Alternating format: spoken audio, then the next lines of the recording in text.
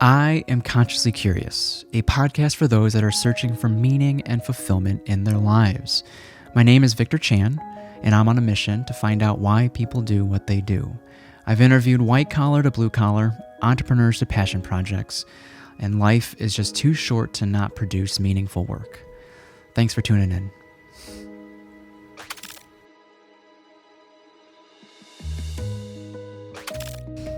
Okay. Yeah. What day is it? We're live. It is currently April 16th. We have Motorshucker in the studio. Welcome, guys. Hello, Thank you. everyone. Hello. Hello, Victor. How are you feeling? America. Is it a good day so far? Good morning.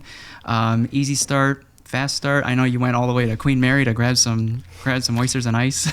If I'm not going to or coming from Queen Mary, there's something wrong with the day. It's always a good thing. I've had the pleasure to experience some of your work. I don't think we snagged the fried peanuts last time, but we definitely did the tower.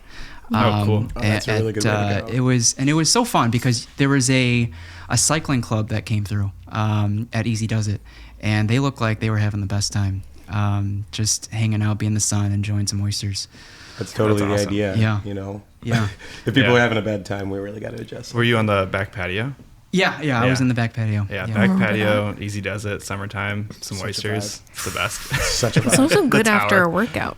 Yeah. Really? You know, if you go for a cycle, because it's High on electrolytes. tons of electrolytes, Yeah, salt. some people say, water. they filter dirty water, but you didn't. I wouldn't have thought how nutritious they are actually. Well, They're- they do filter dirty water, but So both are true. Yeah. both are true. Both are But true. in the sense of like it makes them dirty things to eat. Oh no, absolutely not. Like No. you know how Right. like mushrooms when they like filter toxins Yeah. from the earth. Yeah. Like generally speaking, you can still eat the mushroom. You might have to wait for a couple harvests, but the mushroom's still healthy to eat. Okay. You know. And we buy oysters from places with clean water. Yeah. So yeah. there are oysters that filter dirty water Oh. that do really important work. That's a good but we don't distinction, eat those oysters.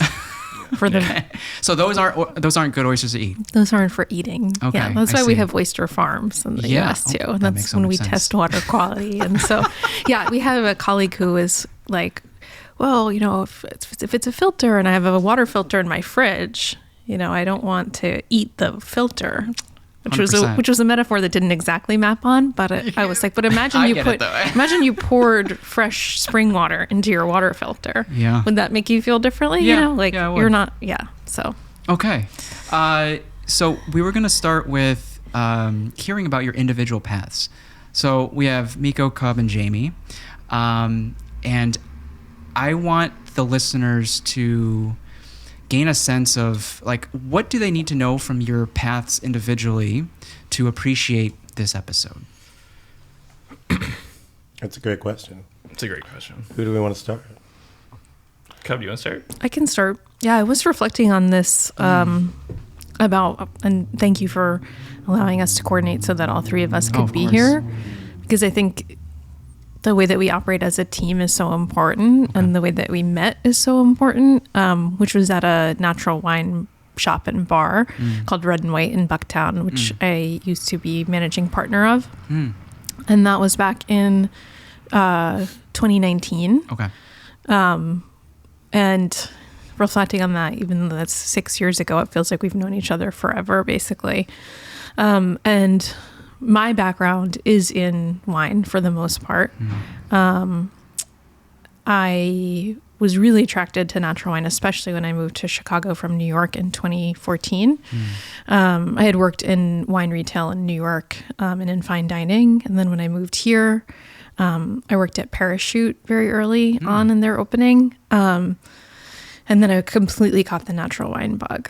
Can you share what about it, Yeah. about natural wine that is Yeah, attractive? I think it's similar to what I love about oysters too, which is this connection to the land and expression of the earth and the landscape. And I think natural wine just brings you a little bit closer to that than conventional wine. I think a lot of people are also attracted to the personalities and the fun atmosphere of winemaking and the storytelling that you get in natural winemaking, the connection to all the people, all the hands that touch it. Is it more of an acquired taste than regular wine? I mean, I always say like some of the most expensive fine wines in the world are natural wines at their core. You know, they don't, like, the most prized wines don't have additives and aren't filtered or refined. So it really can, range in taste. But yeah, I think for folks like us that love oysters and love kombucha and love, umami, there's a lot of fun flavors to be found in natural wine in particular. Absolutely. Okay. So we all met in that space, like at Red and White, albeit these guys were in the kitchen and I was doing, wine service. Okay. But there's an intersecting energy there of this like generous, open-minded, curious natural wine culture. So yeah, I think that's, what else do I need to say about my background? Yeah. You had a pretty interesting blog too, right? Yes. Yeah. Rainbow Wines. So Rainbow Wines was like a companion business in some ways to Motorshucker, kind of like COVID baby businesses where Rainbow was a solution for getting people natural wine. It was just my great friend, who's a wonderful wine professional, Emily Scherer, who's the beverage director of Elska. So we were just going around in my Subaru delivering people natural wine and then also trying to engage people through the blog, which became a lot about home cooking, entertaining, and just giving a context and like offering space for the wines. And yeah, I still go back and read it. Yeah, I was kind of sad it didn't. The last post is in like 2023. Yeah, we got busy, like with other things. I mean, I've definitely focused a little bit more on this. And Emily has a pretty serious job as a full-time wine director at a Michelin-starred restaurant. Yeah, they're opening up another spot soon too. Okay. So yeah, it's always there though. It's like survived in spirit for sure. Yeah, we still have T-shirts if anyone is interested. Yeah, and it's like that's the nice thing about the blog is like we started it as this anachronistic tribute to like early food blog culture. Yeah, and I think it does have kind of in its anachronism, like a timelessness to it. So it's fun to go back and look at. And it's like always there for us as a reference. Emily and I also work together still at Diversity Wines. So we both like collaborate and help with marketing and work a couple of shifts there and kind of help with Wine Club. And it seemed very playful. The Instagram posts were very spontaneous. Yeah, absolutely. And it didn't feel like it took it too seriously. No, yeah. That's always been our idea, is like making natural wine more approachable. I think with Motorshucker making oysters, like taking this thing that people can sometimes find intimidating, or there's a certain price point that you have to break into. We offer and make it comfortable to buy like a single oyster. Like we love when people have their first oyster experience with us. Wow. So we're always trying to think about like breaking down those barriers to just really quality products that are connected to the land and connected closely to the people that make them. I mean, we have Fisher's Island oysters here, which is my husband's aunt and uncle's oyster farm. So I think always being able to like share something from someone that something that someone has made is really tremendous. Yeah, it's meaningful. Yeah. Cool. Would you say that was the extent of your individual as of now? Because I want, and then we'll eventually get to the intersection. Sure. Yeah, Red and White, Parachute, Rainbow. Yeah, wine, food also. I mean, I've learned so much from Jamie and Mico in the cooking space. But before I moved to Chicago, I went to Ballymaloe Cookery School in Ireland on an organic farm. So I've always had that interest in the intersection of farming and cooking. And one of my favorite areas that I've focused on is bread and fermentation. So I brought some lacto-fermented tomatoes. So that's kind of been a growing area that for me to express my creativity and then support Jamie culinarily. Like, okay, I have these, garlic chives that I brined. Do you want to use them for something? And he'll make like something brilliant that I would have never thought of. Some crazy bruschetta or something. Yeah. Yeah. I love that. Yeah. I guess one question that comes to mind is like, why Ireland? Why the culinary school in Ireland? My background, my family is Irish. Yeah.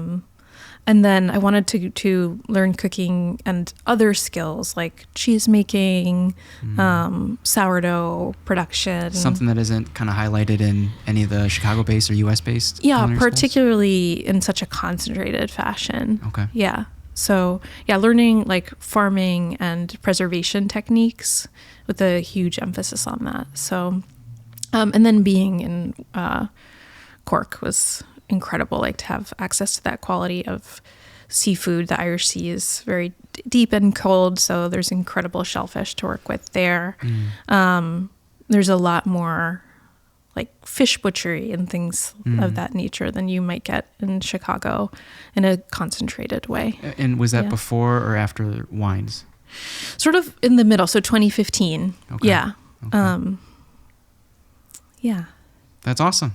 Yeah. Wow. Yeah. I know like each of you can probably host your own episode in the sense of there's so much, there's so many questions. Just like, It's true. Yeah. But Mico, if you want to share kind of your journey, Yeah. was chefing, the chef life always in your cards? No. No, I worked in a kitchen when I was like 14, 15 years old. Okay. But it was like a large banquet style kitchen. Okay. And I was just started as a dishwasher, got to work the line. Yeah.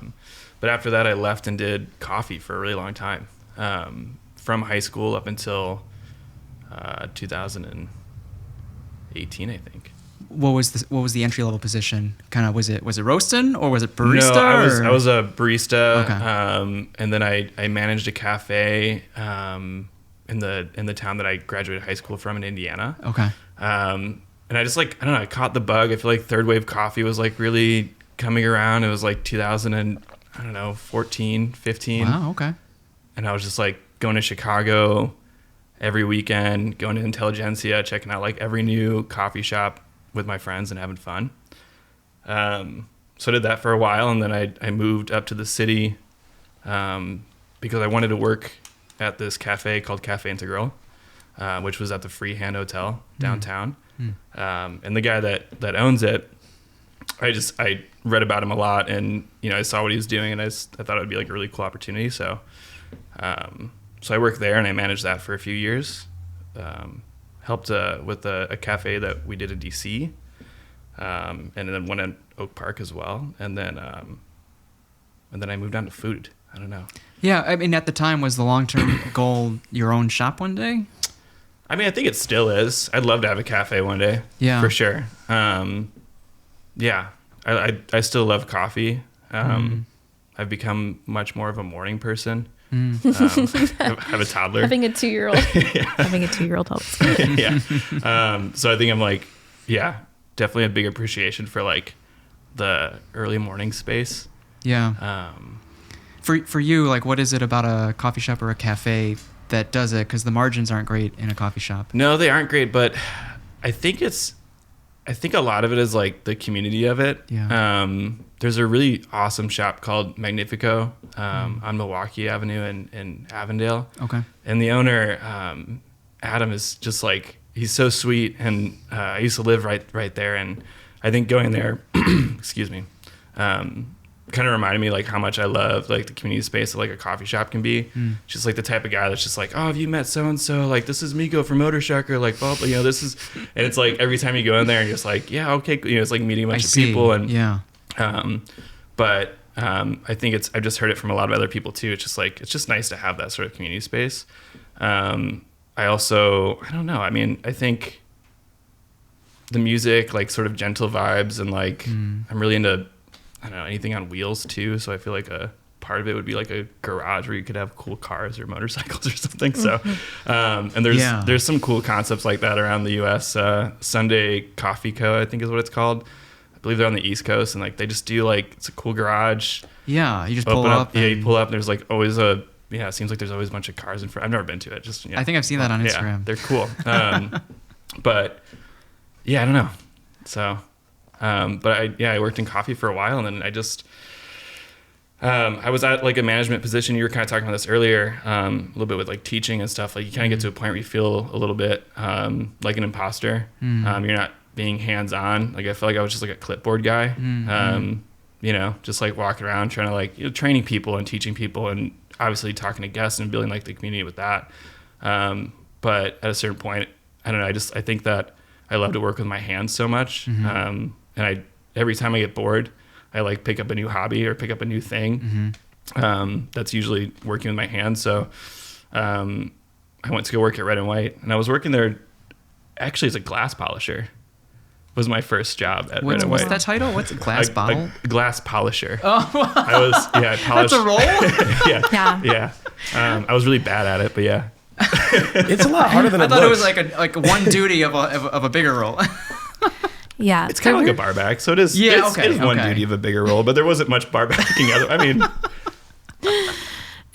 We would have really busy nights, and we had really nice glasses, Glass Okay. was which really was great. nice. So we had to Exceptional. take care of it, and you couldn't polish glasses if you were mad. It was actually an amazing stress test. I see. Yeah. I see. Yeah. So You had to go slow you have and to steady. be a zen Yeah, I glass see. polisher. Yeah, my husband also did this job for a period of time. I feel I like did it I with wouldn't him. mind that. I appreciate Yeah. washing dishes in general. Yeah, Me too. satisfying. Yeah.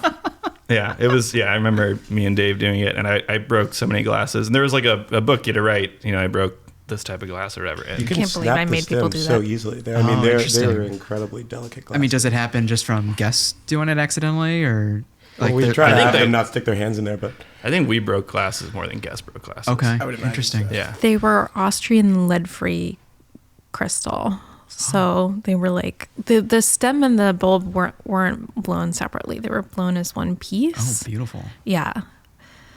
But they were delicate. I mean, I used to try to tell people that they were more strong because actually they had flexibility and give. But They definitely didn't break sometimes that I totally thought they should. Like I would drop one, like on the counter, like on the bar, which was hard. I don't know what Yeah. material was that. It was just like just steel. it was carbon steel. Yeah, carbon steel. Yeah. And I would just like expect for it to break, and It's like, huh? it didn't. Anyways, but yeah, so that was my first job at Red and White.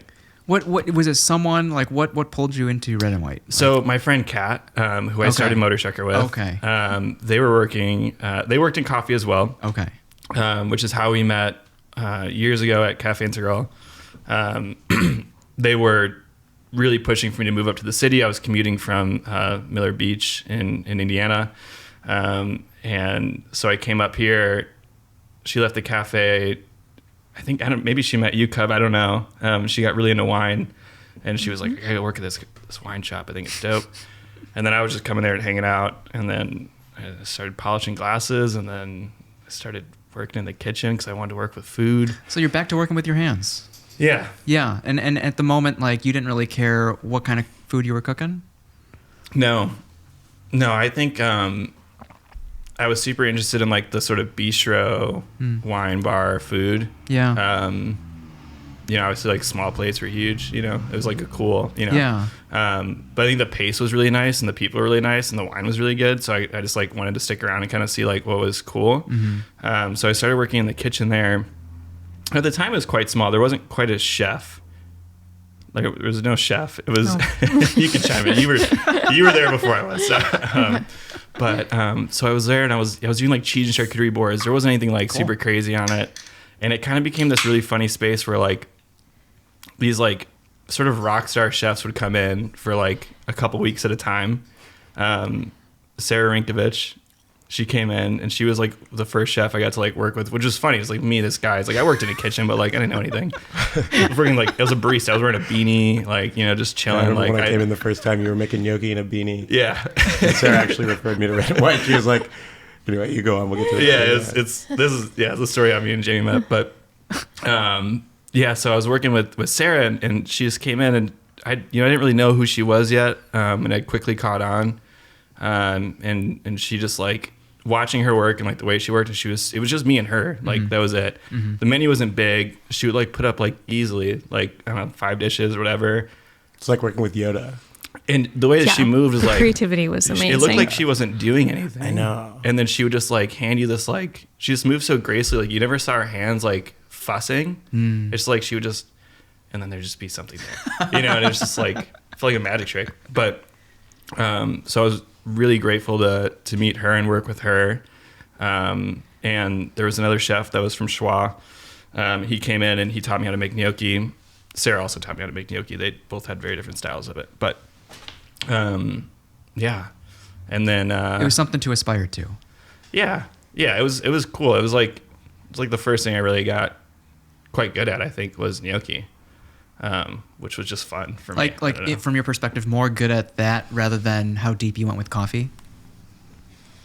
Not yet. At the time, no. I don't think so. But there was something in you that, like, I could go further than this than I did with coffee. Yeah, I thought it was cool. It's like, you know, the way that I can't remember his name from Schwa, but this chef had taught me how to make gnocchi. Was he basically just gave me potatoes. Not the executive chef, right? Not Michael Carson. No. Okay. This was years ago. Anyways, I can't remember his name, but he wasn't there for very long. He went to do some other stuff, but he wanted to punch people. Oh, Yeah. oh no. So we he won't. he wasn't. Yeah. Maybe we should. It's good that we forgot his name. Yeah. He would just like give me potatoes and be like, you know, he'd show me like once, and then just like there was no recipe. It was just like here's some salt, here's some pepper, here's some flour, here's some potatoes. Like go at it, you know.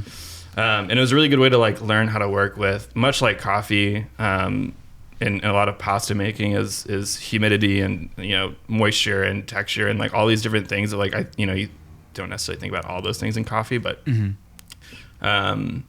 you're thinking about like how humidity is affecting your coffee ground. So, you know, you can extract like the same consistent espresso every single time or whatever.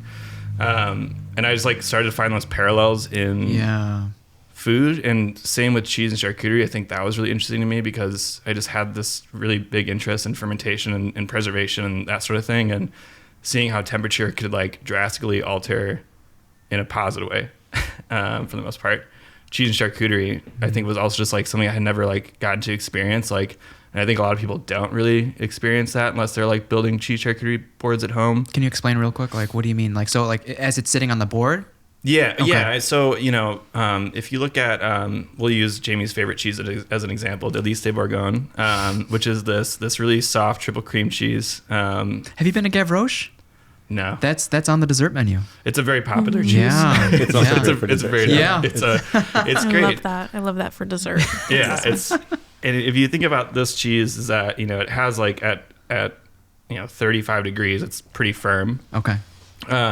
And a lot of the sort of like lactic acid in it and just like the salt of it and its components are pretty subdued at like 35 degrees, but as it kind of warms up, the texture of it starts to get like runnier and really soft, and it just like kind of like coats your palate in a totally different way. Sure.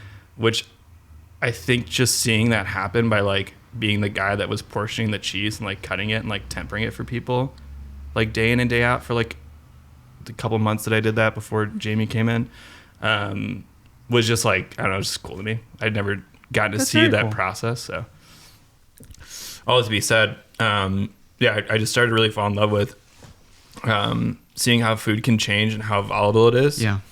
At the same time, tasting these wines that are also quite volatile. And the energy that was cultivated at Red and White, which was, I think, mostly Cub, was trying to find this really nice intersection of wine and food. And then, sorry, I just had some of the peanuts, which are great, but There's a little heat. yeah. Jamie had come in through a recommendation with Sarah Rinkovich.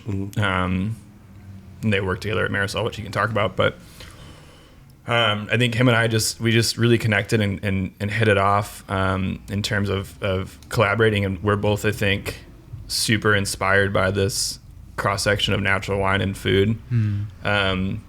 I mean, like really to a point of adjusting seasoning of our dishes on a Based on day-to-day wine, basis, yeah. Very cool. based on the wines and how they were tasting from the front of house during pre-shift. Okay.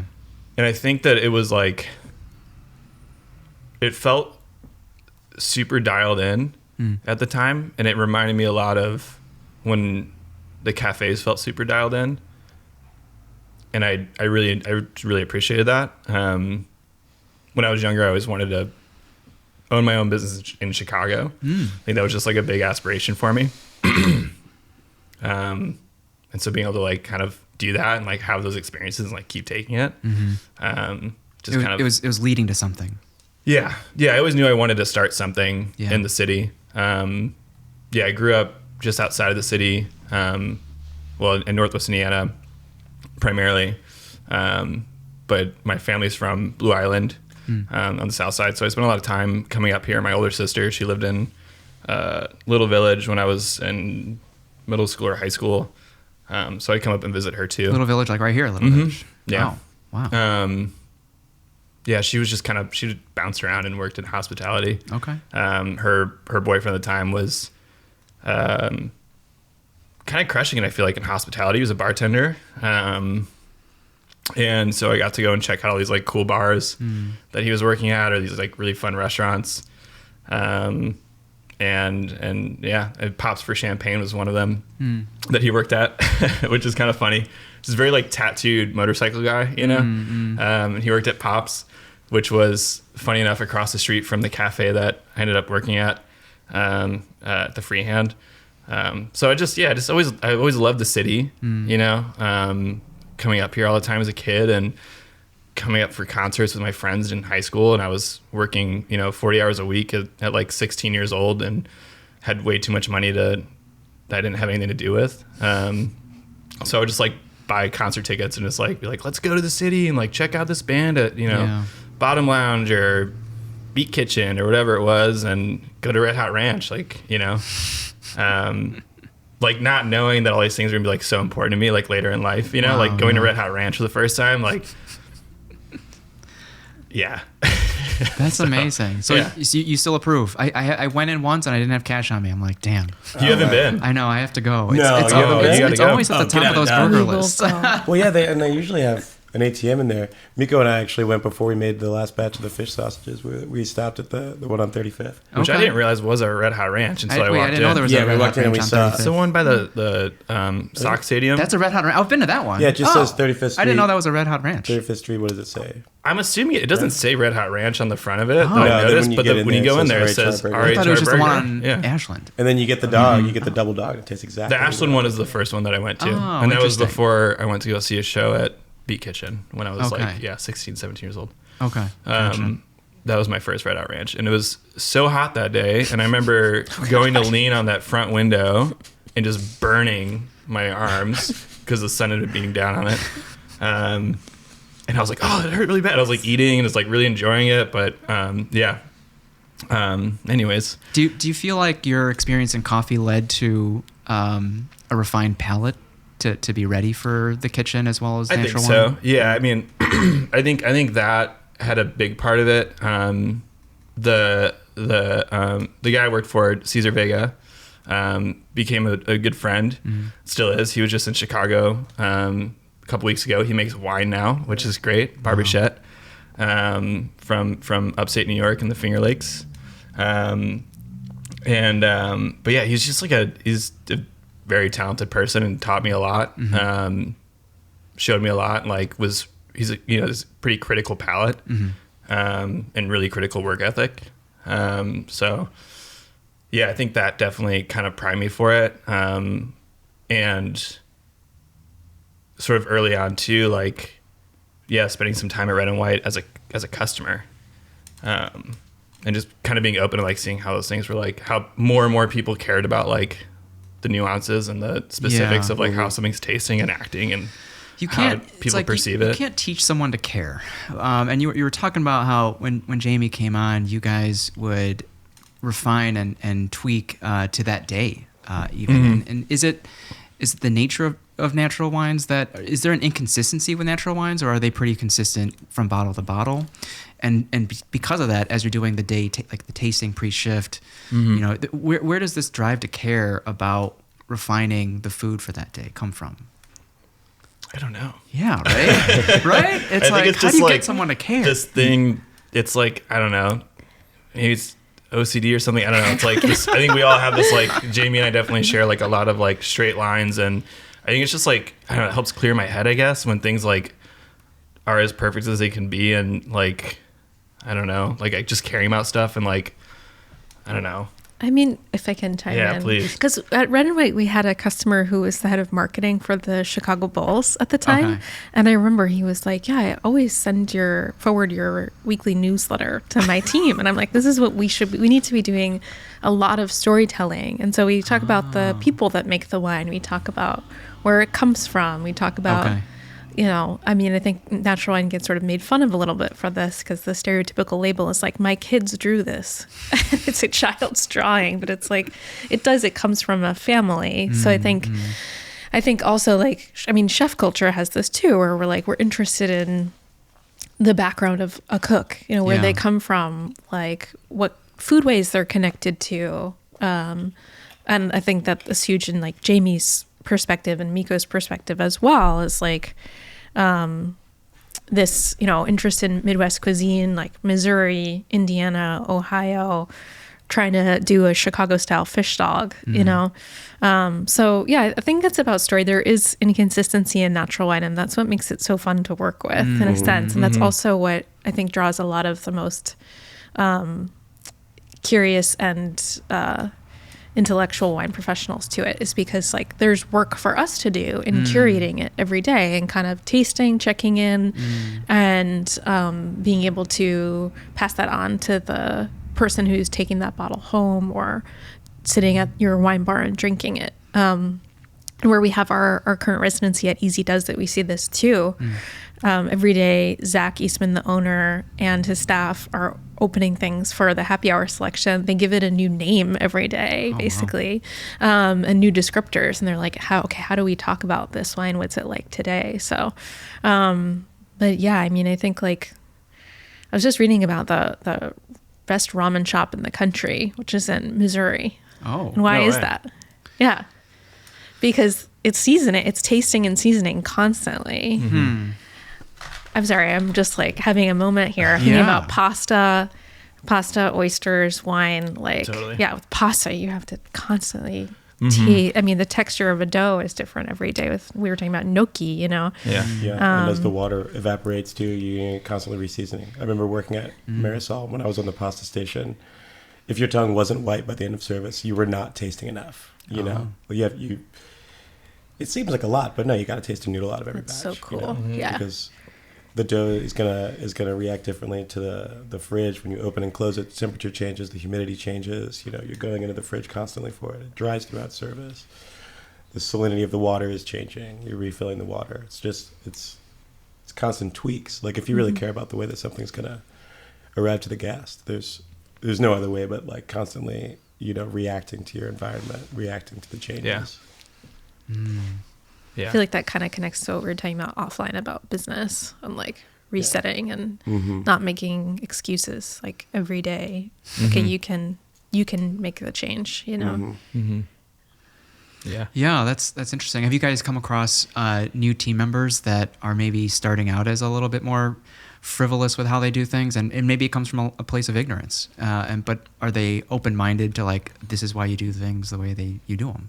Yeah, I mean, I think in terms of our team, I kind of, but not. We don't have a huge team. Yeah, we've been keeping it pretty. But I mean, in the past and generally, that's a very prevalent thing for sure. Yeah, I mean, like I feel like my favorite thing about cooking for a living, or at least my favorite thing about doing it in the capacity of like managing a team or like teaching someone.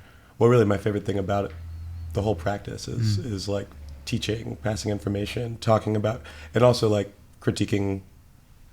Like I really appreciate if I explain a way to do something to a cook and they ask me why, it's a good checkpoint for me, because it's like, I think explaining the reasons for which you do something the way you do it, like over and over again, and really like refining the explanation, but also like tweaking it as it makes sense to you that day, Yeah. Like if I explain, for example, the way to dice an onion, right? And somebody says, well, why did you cut off the root when you want it to be intact by the time that you finish? And I still think about that all the time, because like my first culinary teacher, I didn't go to culinary school, but in high school I was lucky enough to have a culinary 1 and culinary 2 classes, which were actually like really good classes. And my first culinary teacher, he said, you cut off the tip and then you cut it in half lengthwise on the prime meridian, essentially. And then you dice from there, and you keep the root to keep it intact. And the second culinary teacher I had did it totally differently. And it's one of the most rudimentary techniques in a kitchen that you can, and like, you know, a lot of cooks and chefs will say, like, you can chop onions anywhere, you know, meaning you can take this job, take this skill, and do it anywhere.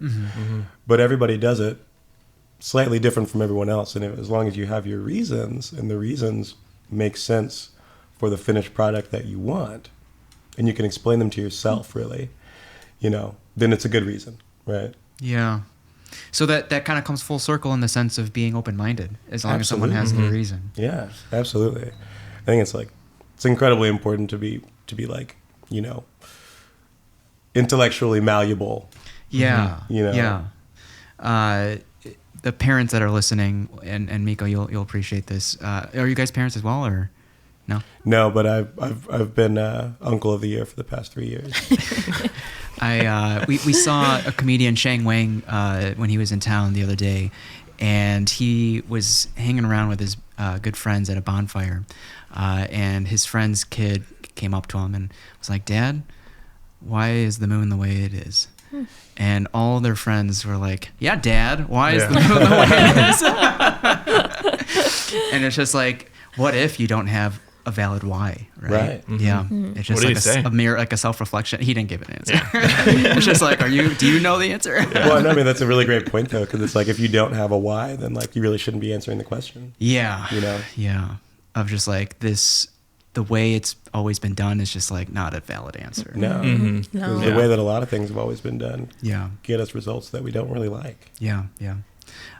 So then connect us back into what brought you to Red and White. And then what were the initial moments of kind of feeling out the culture of Red and White?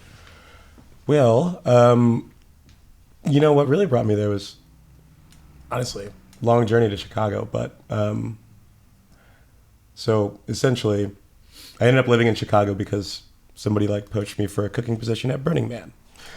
And I worked there a couple of years running. Wait, what, Burning Man out west? Burning Man, the festival, the music festival. I was like cooking for like this big budget camp out there in the desert. For a while. I didn't know what it was. What does that mean? Like for Burning Man, or like a private chef so for someone? There are like camps there. Oh. And if you buy like a certain ticket, you can like be in this like luxurious camp, and there'll be like nice food with a chef who is like roasting a goat.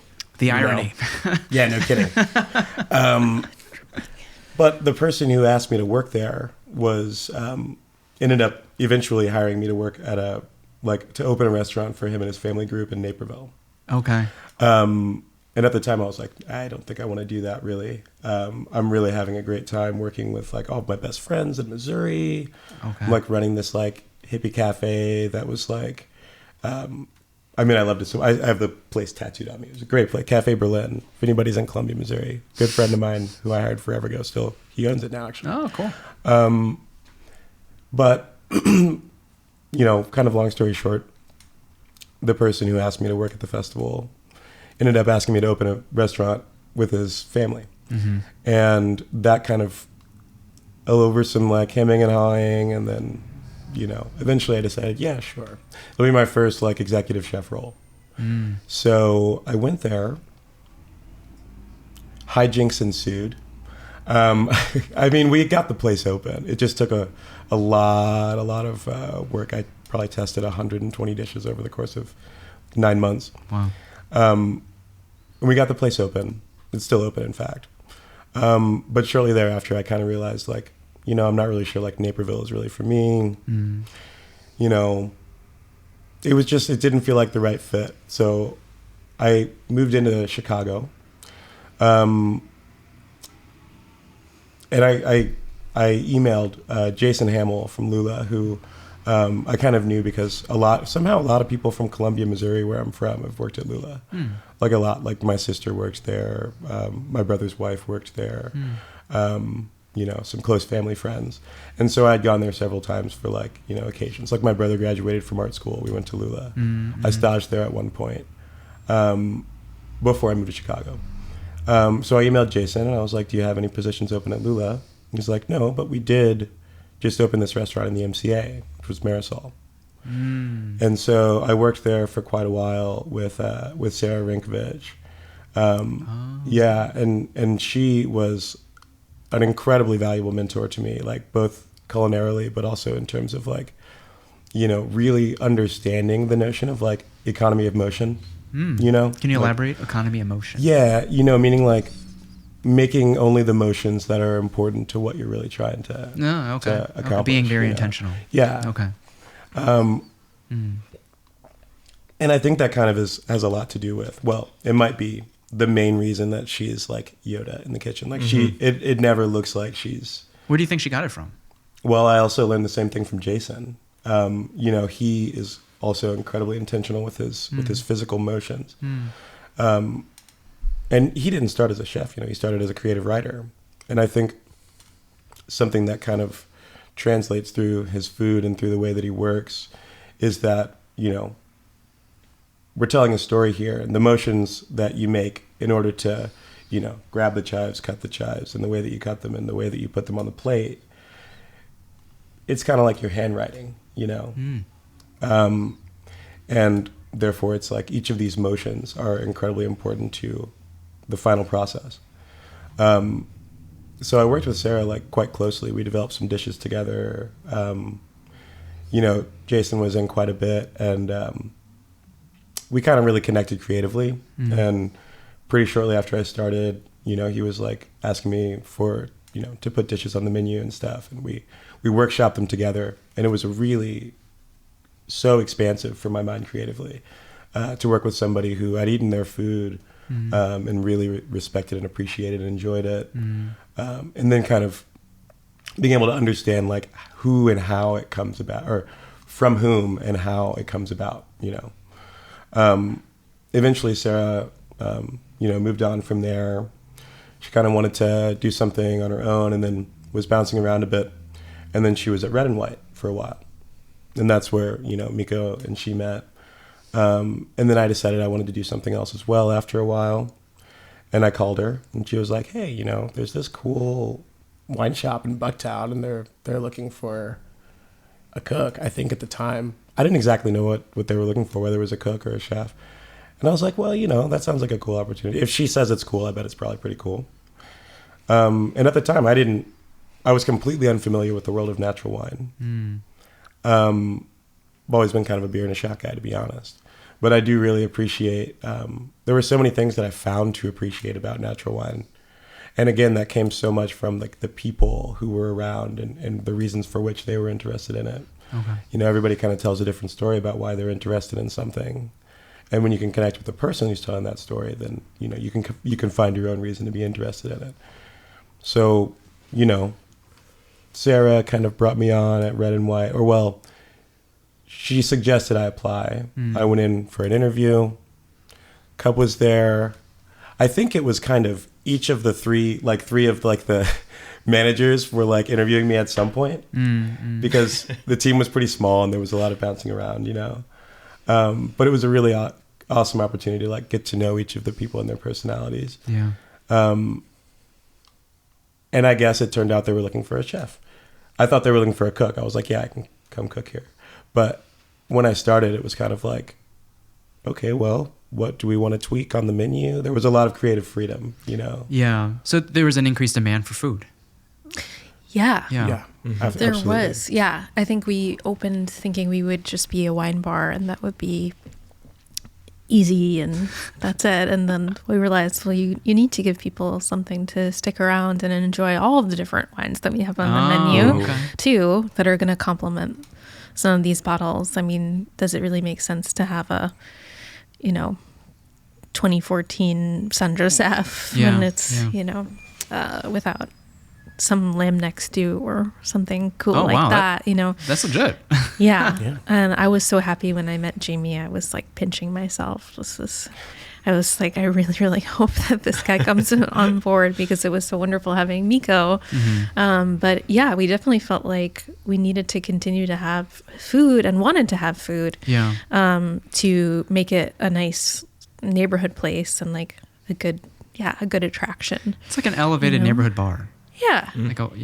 Absolutely. Yeah, it was very snacky at the time. There were a few kind of entrees and things like that. But that evolution of like what it was from the time that I started there until the time I left there, the place is still operational and they still do food. As a matter of fact, Charlie Throwbridge, who's an incredibly talented and humble young man. I mean, he's a woodworker by trade, but he's a talented cook. a very talented cook. Yeah. He's got some creative input on the menu now too. We hired him a long time ago before he was, I don't even know if he was legally able to drink at the time. He wasn't. He was like 19, I think. I met him when he was, I think he was 14 when I met Charlie. Yeah. Yeah. And he's just like always been how do you teach someone to care? Like just a guy that wanted to learn. And he staged at Blackbird for like, I don't know, like a year. Oh, wow. Like a year? Just like, he just wanted to do it. He's like in school and just like, yeah. And then I found out he was in Chicago and it's like, come work with us at Red and White. Yeah. And he did. Now he's doing the food there. Yeah. It's great. The first day he worked there, we played Monster Mash on repeat until... Oh, nice. Just to see if he would... I really wanted to see if he would say something. And he was just so focused on the food that like he didn't say anything about it. 19 years old. Well, yeah, it was not mean. I guess this is the vibe. Yeah. I mean, it was the day before Halloween. Maybe it was... It might have been Halloween. It might have been Anyways. Halloween. Eventually he did say something. But it was only after I said, hey, Chuck, do you realize we've been playing Monster Mash for the past 3 hours? There was one day at Red and White, I remember it was so busy, and our friend was playing Tito Puente the entire day. And after like the 12th hour, I was like, this must change. Please stop. there's a limit. There's a limit. There's only so much. Were there oysters on the menu? No, not for a while. Yeah. Yeah. And sorry. So like, were you guys talking about it for a while, and then it's like, how are we gonna make this happen? Well, maybe But also, so my aunt and uncle from Steve and Sarah Malinowski from Fisher's Island Oyster Company always wanted them to provide us with oysters, but they didn't have the need or the bandwidth to do that before COVID. And then when lockdown happened and they didn't have the market of their normal restaurant clients across the East Coast, particularly in New York City, so they're in the Long Island Sound, then they had to, develop a way to ship. And that was a way for Motorshucker to support them. And that was actually part of how Motorshucker got started, was help my family farm and satisfy all the clients in Chicago that we've had at Red and White who really want to continue to enjoy oysters, but That's interesting. aren't able to go to the raw bar anymore. Yeah. Were you still at Red and White at that time? Yeah. So, we had kind of rebranded and opened up a new restaurant in Red and White. Before it was just the Red and White bar. And the three of us plus the rest of the team that was there, obviously, opened up a Noisette, was its name. It opened in February of 2020. Wow. Right before the What was it pandemic. called? Noisette? Noisette. Noisette. How do you Yeah. spell that? Noisette. Yeah. Yeah. Okay. It's a hazelnut. Oh. It's a hazelnut. Yeah.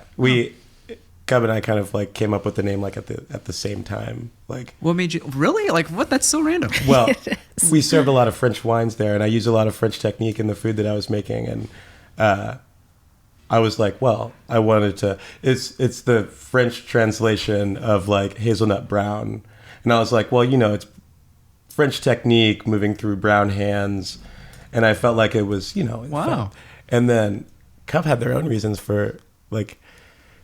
I think I don't remember. We might have even like said it like at the same time or something. Yeah. I think- Really? yeah. This is funny. Yeah. Yeah. It's so yeah. And so wait, why didn't that stick? Well, because COVID COVID. happened. Yeah. Well, the name. Oh, no. Oh, it did. Well, Oh, it did stick. Yeah. Oh, okay. We had pens. There was I still a have- There neon was light. there was a neon sign. it said in. I don't know if they don't still call Oh, it. so but Noisette, it's like it's within Red and White. Yeah, it was the bistro the side bar. of the bar. I mean, Oh. it became kind of a bistro, but there's the shop on one side, and then there's. But it's an arm of Red and White. So it's not technically yours Well, it is doesn't what I mean. exist anymore. Noisette Oh, wow. as as an entity. I stayed at Red and White through COVID, Okay. and got to do some wine retail, which was really fun. A lot of wine delivery, which was really fun during COVID, honestly. But when myself and Kat were sort of tasked with and inspired to get this bar open again, post-COVID through all the, fun hurdles that COVID had in terms of, we just did outdoor seating at first and then whatever. It didn't make any sense for anyone to reuse the name Loisette with everyone gone. I see. Yeah. Okay. I mean, Jamie had left because of COVID. He was in Vermont. So I think it just became again the Red and White Bar or Bistro. I'm not too sure how they call it now, but yeah. Yeah, I guess that's it. Let's do a sidebar. Like, how did you guys all survive the pandemic then? Did you guys go separate ways, or were you kind of still keeping in touch, but like separately? Mm-hmm. Yeah. Wow. Well, I'll start. But I was around. I stuck around. Me and Kat, we lived together, and we were both, working at Red and White. And I started kind of doing like other weird kitchen, like one-off jobs, or like I worked at Publican for a little bit during the pandemic. Right before when I was working at Red and White and I was also working at a VEC part-time, just to kind of like, As a cook too? Yeah. I just Nice. like wanted to, get slammed. Like I was like, this is really fun. And like me and Jamie were working like a lot of dishes together, and like the food was really great. And I was like, but I'm not moving fast enough. Like I need to like go and, just work get a high volume. Yeah, just get high volume. And I was like, we're better than a VEC. Like the food's amazing. It's so consistent and it's such high volume. And I never like worked the line in a kitchen like that. And so I went and did that. That was right before the pandemic. I was working there. I think I was there the day that they announced that restaurants were closing, or like the last day that restaurants were open. Yeah, I was at a VEC that day.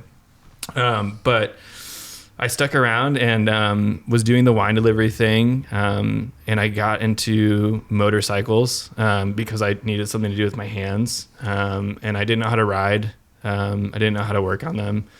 My dad works a lot on cars and stuff like that, so I was just kind of like, I was like, yeah, I could do it. It's like, it's in me, right? And so I bought a broken Honda, a 74 Honda, and taught myself how to fix it, and then taught myself how to ride it.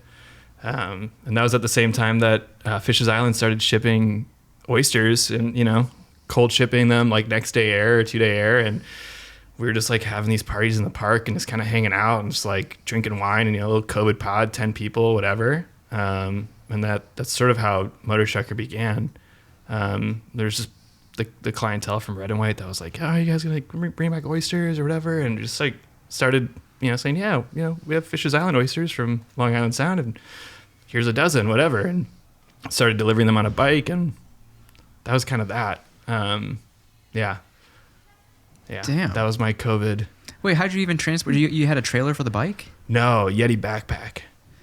No, not oysters. Sorry. When you bought the bike. Yeah, when I bought the bike. When I bought the bike, I used a friend John's truck. Wow. I'm pretty sure, yeah. And I think I used a truck and I rented a U-Haul like motorcycle trailer. Yeah. Went up to the northwest suburbs and I picked it up. This guy, really sweet dude. He's like, I've had this for like 20 years. He's like, but I got kids now. It's also like, this is a small bike. He's kind of a bigger guy. He's just like, he's like, I can't ride it. You know what I mean? Like my wife will kill me, and it's not really running. I'm tired of it. So Sure. I bought it from him for like $300 or something like that. Yeah. And then I just started like just tinkering with it. Like YouTube University or like what? Well, he gave me the manual, the owner's manual for it, which was kind of helpful. But yeah, I guess like a lot of Reddit and stuff, YouTube, a lot of reading. Yeah. I don't know. A lot of breaking stuff. A lot of like fixing. It's just another example of like, there's something about working with your hands, whether it's shucking oysters or motorcycles, that is so fulfilling. Totally. So fulfilling. It is. Yeah. The cross section was just funny. It was just like it was really just a bar idea with a friend, who was actually, the guy that helped me financially start it up, Seamus. We were at the Charleston, of all places, and it was like 2021, late 2021, I believe, August or so. And I think we were just drinking, and we were just like, be like, wonder like how small could a food truck be? You know what I mean? Like what food item could I put on a motorcycle if I wanted to make a motorcycle a food truck? Wow, that's which novel. is like a funny drinking game essentially. And we're like, oh, oysters. And then we just started kind of pitching names like back and forth. And then eventually it was like Motorshucker. And then that was, everyone was like, Motorshucker. And we were like, yeah, that's it. And then I was like, this is stupid. That was a dumb idea, you guys, And I asked Cub's husband, Dave, I was like, hey, like, what do you think of this? Like, I don't know. I was like, what if I like delivered some oysters on a motorcycle and called it Motorshucker? And he's like, that's a sick name. I think you should totally do that. Yeah, he was very encouraging. Everyone was, obviously. Did you have the Yeti cooler at the time? I think with Seamus's loan that he had given me, it was a small loan. But I was spending my COVID money on motorcycle parts and dumb stuff. But we went and just bought like a $300 Yeti backpack back in the old one that they used to make that had the zipper, which was way better. Yeah, the rectangular Yeti backpack. This, like, giant yellow one now, I think. We have like seven. We've got a fleet of Yetis. They still haven't sponsored me. Come on, Yeti. I'm just like, I've asked. We've done 2 pop-ups at the Yeti store. Damn. Yeah, and I was like, hey, can you connect me with like a brand ambassador or something? And they were like, they gave me at least some free engraving or something. They literally only gave us. Sorry, I'll put Yeti on blast a little bit. I've given up on it. But they literally gave us 2 frozen, 2 ice packs, a Yeti branded ice packs. Like, we get 15 ice packs every time we get oysters delivered to us. It was just like, okay, whatever, guys. But yeah, that's very cool. But yeah, Yeti backpack. That's what we bought. I think we used it for that, and then we finished up some parts on the bike with that investment. Bought 100 oysters. And obviously, pop-ups were very huge in 2021, 2022. Everyone had one. Everyone was doing it. Was it still in the park or people's homes? There was actually... Funny you should ask that. Yeah, funny you should ask it. In my backyard, we did a few. Yeah, with Rainbow. So we would do a party. We'd sell tickets. And we figured out, we definitely tried a couple of things. That was the best thing to do, definitely. The only way we made any money was selling tickets. And then we would do a booklet of writing to go with the food offering, too. And we would talk about, like, the wine and the food together and give it kind of a theme. We did one year that I was just thinking about because the magnolia tree is in bloom in my front yard. And it was like the magnolia tree party. What was the food for the that bloom? One? What was the hot food? There was the sausages. So we started doing pork sausages. Yeah. I think it was Chistora. Probably. Yeah. Chistora and oysters. Yeah. It was the Chistora oyster platter with the bread and butter. But there was another one that was the Porto Paella. That was really my favorite good. one. Yeah. That was... this was, I'll elaborate just a little bit on this. This was, it was a cold one. It was the kickoff of Fisher's Island oyster harvesting season. It was October. Yeah, because Fisher's Island Oyster Farm takes a break in the summer. Oysters are spawning in the summer. Okay. So, you can, they're absolutely safe to eat, but sometimes they change in texture and, the family just kind of takes a break. So we I would have a party to celebrate. Okay, this is the beginning of the shipping season, October through May, and then we would have a party at the end. And so we always had like a sort of theme to it, I guess, on like the hot food of it. And I really wanted to do a paella that was influenced by Puerto Rican rice. I'm not Puerto Rican. My family is Mexican. My dad is probably Irish. South side, they just crawl out of the gutters or something. But my mom's side is split between Mexican and Puerto Rican. So I grew up eating a lot of Puerto Rican food, a lot of Puerto Rican rice. And I really wanted to do this like seafood Porto Paella. I don't know. We had like this whole booklet where I like wrote this thing all about like achiote and I don't know, family and stuff. And it was a fun time. And we just did like, live fire paellas. We did like 9 pans or something like that. I had like 3 grills. It was like 40 degrees outside, 30 degrees. It was like really cold, kind of wet and windy. I was out there with a t-shirt because it was so warm. I had 3 grills just ripping hot, like 500 degrees. It was me and Kat like shucking oysters and just like slinging paellas. And it felt like it was like 80 degrees where I was. It was like really comfortable. But that was probably my favorite Rainbow Wine's Motorshucker backyard pop-up. That was really fun. Yeah, those were a good time. But we were missing Jamie. Yeah, I didn't. Yeah. Meanwhile, what pulled you to Vermont? Well, my niece. Yeah, I went up there to like help my sister, take care of the kid. Yeah, my sister was going through a divorce, and I was like, I had been doing some, consulting on my friend Simone's cafe up in Rogers Park, Soul Cafe, which I think, she just sold actually, but it still exists. But I was kind of just like, I was doing a couple different jobs, but I don't know. I felt like I didn't have like the sense of purpose that I had when I was like running a thing, Yeah. And then, I ended up moving up there because I didn't really feel like I even really made the choice. I feel like the choice was kind of like, well, this is the thing I should be doing right now. Like my sister Something really needs a hand. Yeah. So I moved up to Vermont and was there for, I guess it was like 6 months or so. Mm-hmm. During which time, I'm really glad I went there. I got like really close with my niece. We have a really great connection now that I don't think would have happened otherwise. I was like working on an apple orchard for a while, and then apple season was over, and so I went. And I was like, I met somebody on the orchard, another like picker. Is it so you get paid by the pound or you by the bushel? By the bushel. Yeah. Oh, nice. And I've worked on farms and stuff here and there, and so I kind of I know how to pick a piece of fruit pretty well, and I developed some methods I was pretty happy with. I was like by the end of it, I was like tickling the trees and like letting the apples like roll into the basket, and I was like I could really get used to this. But then apple season was over, so one of the other pickers was working at a bar, which was a music venue, and he was like, we're thinking about reopening this place. The pandemic was, we all thought it was kind of dying down. It wasn't really dying down. This was like before Omicron.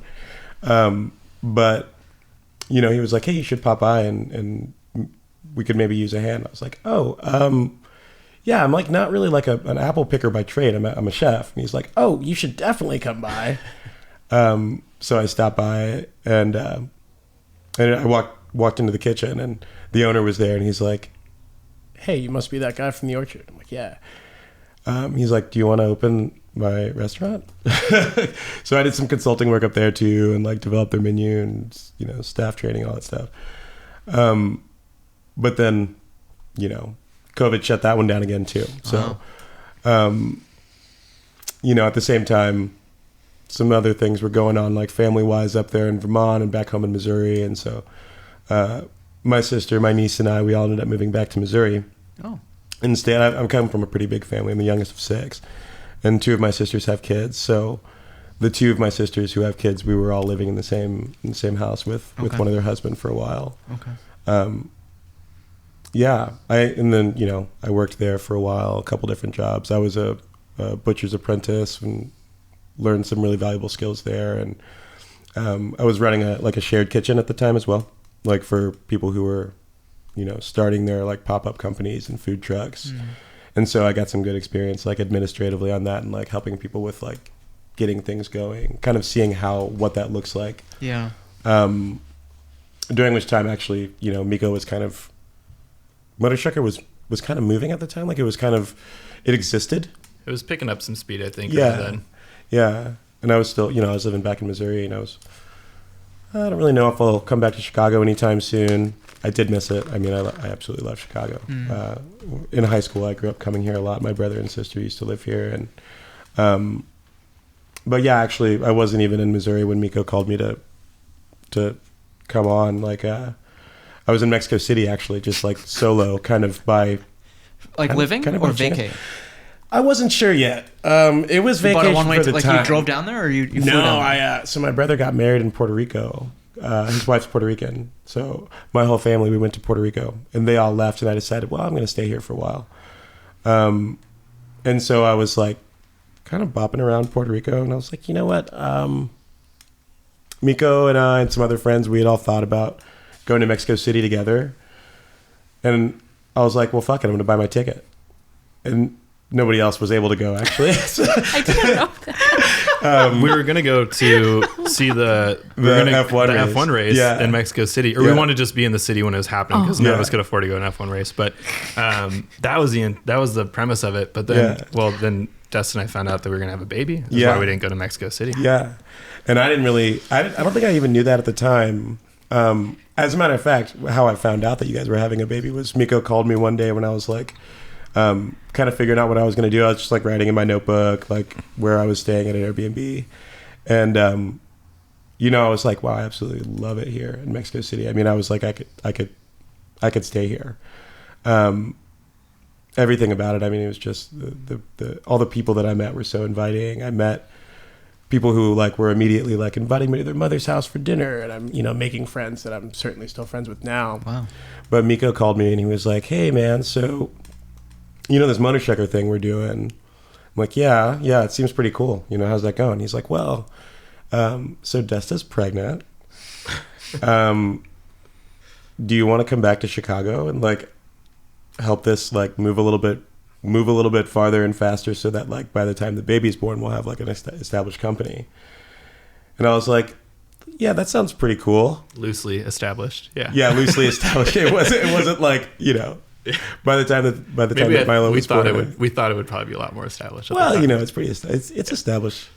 It's established. Well, now back then. Yeah, it was moving toward what it is now, I suppose, though. So I was like, you know what, that sounds pretty cool. Sure, I'll come back. So I bought a ticket back to Chicago, and I stayed on Mico and Desta's couch for a while. Well, they had a guest room. I stayed there for a while, and I was like doing prep and R&D and stuff like in their home kitchen. And Peanuts. I wrote the peanut recipe there. Yeah? I fell asleep Early on the couch batches. one day, like watching YouTube videos, and I woke up in the middle of the night, and there was a video of like an old lady in Thailand like doing fried peanuts on the street, and I was like, that looks awesome. That looks so good. And then the next day, I like started like jotting down like a recipe or an idea for something similar. And I did the first batch there at their place, and like, it's so funny how the recipe's been scaled since then. Like I wrote the recipe for like a 4-quart batch or something like that. And yesterday we did 100 pounds. So it's like it keeps growing and expanding and becoming more refined. But a lot of good ideas on the couch. Here Hair Market or Andale? It's at It's at Andale. I thought I saw it on their website. Okay. It's at a lot of places now. In fact, it's we've got a couple of friends who have a wine bar out in Michigan, and like they buy like bulk packages and serve them with their like cheese and charcuterie. So cool. Shout out to Out There. Shout out there, Michael and Penny, we love you. I've woken them up with my sleep talking several times. They let us stay with them when we go there to do events and stuff. I can't stop talking about food in my sleep. And a lot of other things too, but it's almost always food related. Yeah. Or in some way kitchen related, or related to like my culinary past or something. I think I'm still working a few things out. Was it so?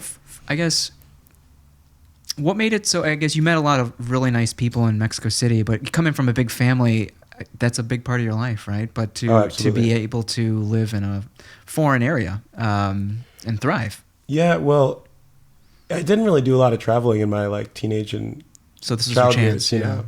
And before I moved to Chicago, I was living in St. Louis, and I was working at this like fine dining restaurant called Sydney Street Cafe, and I worked there for like 2 years. And eventually, I was like, you know what, I really want to see another part of the world. Mm-hmm. So I basically just like saved up as much money as I could and bought a one-way ticket to Valencia, Spain. And I didn't really know what I was going to do there.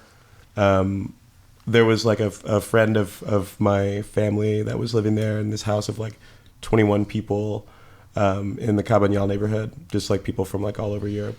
We were the only two Americans, but I think he had become a Spanish citizen already. He'd been living there for like 12 years. But yeah, I just like we shared a bed for a while because it was like a tiny room in like this room of like this building of like 21 rooms. And eventually I kind of got kicked out for being a freeloader because I didn't have a work visa. So what do you mean? Like everyone paid rent? Everyone, well, yeah, and I paid rent too. It was just, the Spanish economy wasn't doing very well at the time. I'm not sure that it really still is. Or you got kicked out of the country? No, well, I got kicked out of the house because I didn't have a job. And at the time, I was kind of still learning Spanish. I went to this Spanish school where it was like a 1 week school, but it was like 8-hour days. And it was incredibly mentally exhausting. But I remember like on the last day of this like 1 week school, waking up after a nap after the class and waking up and like realizing like I could actually understand the conversations being had Very around cool. me. It was just weird, this weird moment of like, okay, I guess I understand Spanish now. You know, one thing led to another. I ended up hitchhiking to Switzerland to work on a sheep farm for a while because I'd never seen a mountain. So I was like, this sounds like a pretty cool opportunity.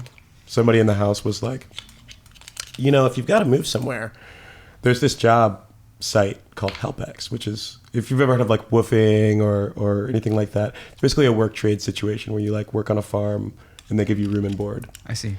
So I signed up for an account and immediately was emailed by this this farmer in a very remote part of Switzerland called Jeitzenen, which is like incredibly difficult to get to because nobody knows where the hell it is.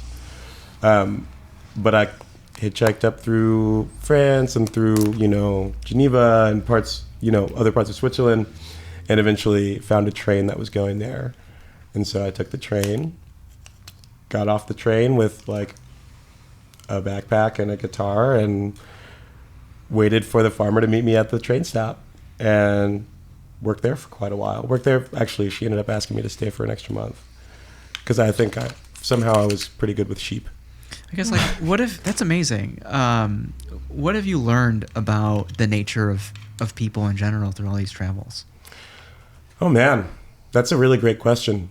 You know, we were having a conversation earlier about open-mindedness, and I feel like there are so many people that can be connected with that if they want connection.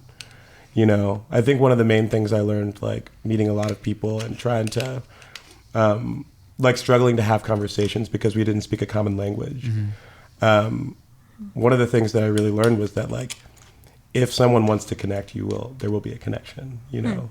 If somebody is open-minded enough to like want to understand what you're saying, even if the language is different, you'll find a way to speak the same language, you know. And then there are a lot of people who just don't want to talk. And that's all right. We don't need to talk, you know. I really, really love and enjoy like meeting people and sharing stories, and but I'm also totally open for like when people just aren't at that point, even just not at that point that day or something, you know. Yeah, I think one of the biggest things though that I learned is that there's so much that pretty much everybody shares, as long as they're interested in having a connection with another person. I feel like just that desire to have a connection with someone, you know, you can really find so much to find common ground on. You know, you can really find so much in common with anybody. Yeah, so despite the differences, you can still, it's pretty easy to find common ground. Oh, absolutely. Yeah, I mean, there are some people with whom you know, when we met, I might have thought we were like diametrically or ideologically opposed to one another, which may or may not be true, but the fact of the matter is that there's so much that we share regardless, you know? Yeah. Wow. So then I guess, does that bring us to coming on board with coming back home? Well, you got a lot of stories, you know? Yeah, when I was out there, when I had left St. Louis, I'd been seeing a partner for like 5 years or so, and we were still together when I was in Europe. And you know, I came back to the United States because I was like, you know, I think it's time. Like it's really hard being apart. And I came back. We were both like, let's fix this. You know, we're not still together. This was like 12 years ago. But I came back to the United States, or 12 years ago. Let's see, I'm 31 or 33 now. 11 years ago, I came back to the United States to kind of like patch up a relationship, and then I kind of it didn't work the exact way that either of us wanted to, but I kind of fell into working at the cafe back in my hometown, and that just was so incredibly fulfilling because I had spent a lot of time like working in fine dining and trying to, you know, figure out like, how do you be the best? You know, like I was like, as like an early teenager or like an early, I've really never done any other job besides cooking because I fell in love with it at a very young age. You know, I've done some odd jobs, worked on some farms, you know, etc. But I always, you know, I knew that I really wanted to cook. And I was like studying a lot of fine dining restaurants. You know, my oldest brother, he was a chef as well for a while. And when I graduated from high school, he gave me the French Laundry cookbook as a graduation gift. And I read it cover to cover, you know, and I was just like, I want to do it like that. Like, I want to nourish people and nurture people, but I want to blow minds too. At the time, that's like, I was really just wanting to like do something like, wow, this is amazing, you know? But, you know, going back to working at that cafe though, it's like, it was just really, the reason it was so fulfilling is because I kind of was like, oh, you can really do something amazing with just bacon and eggs, you know? Like you can do something so amazing for like $15, you know, feed somebody's family and give them something that they really remember because of, you know, people don't really remember the food when they go to a restaurant. They remember how they feel with the people they're with, or they remember how the hospitality made them feel. They might remember like the color of the walls.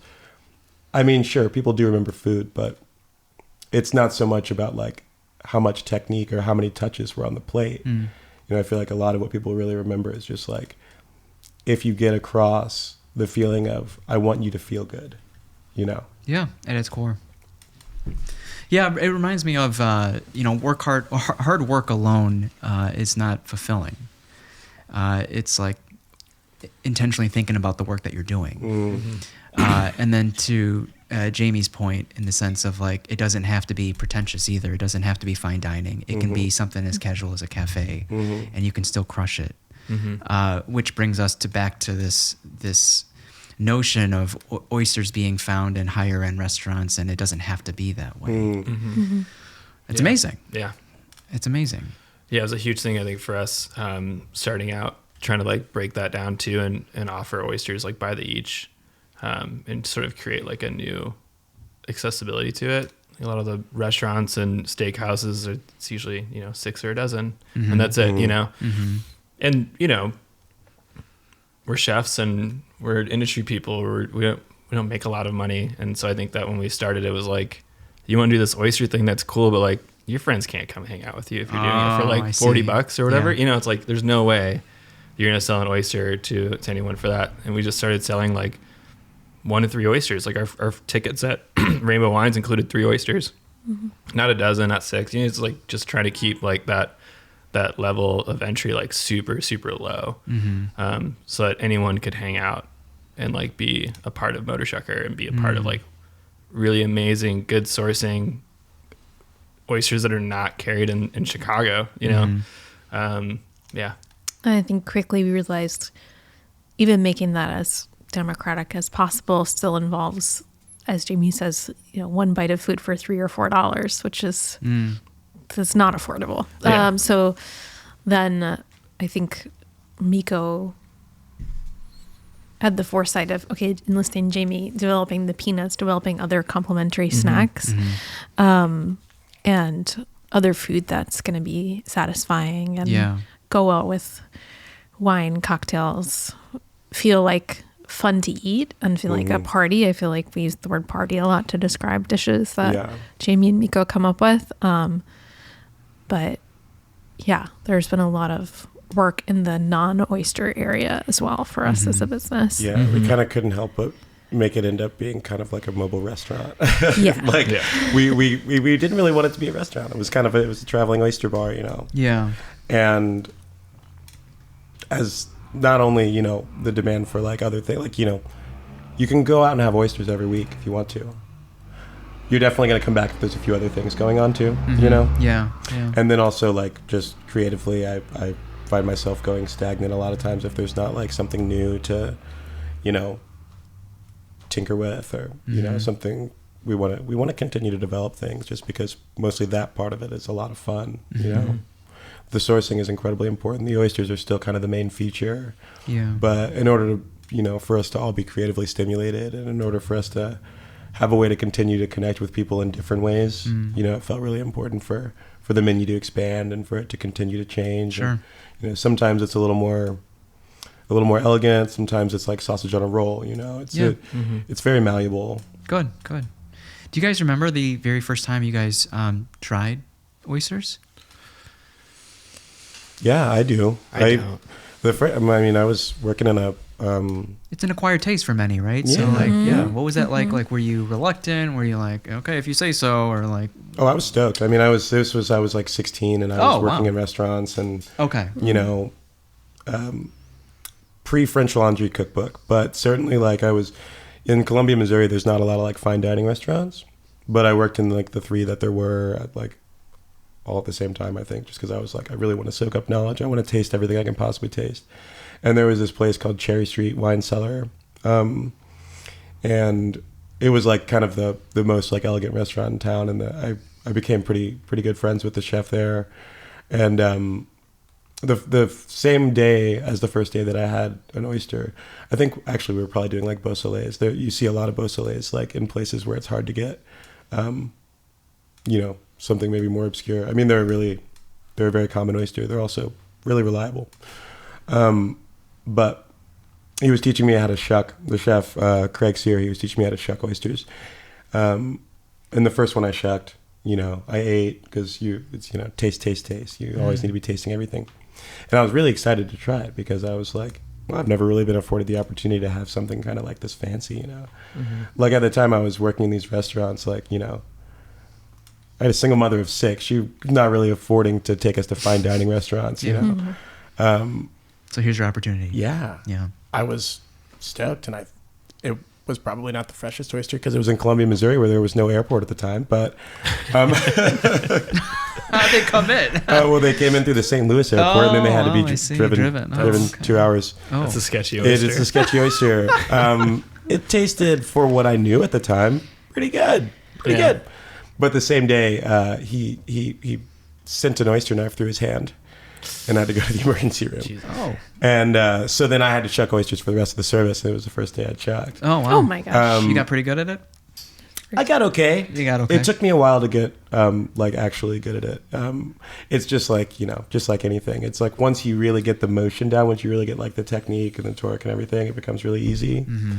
But when you don't actually know why you're approaching it from a certain angle, you know what I mean? It's like there's a really risk. hard to understand how it works. Okay.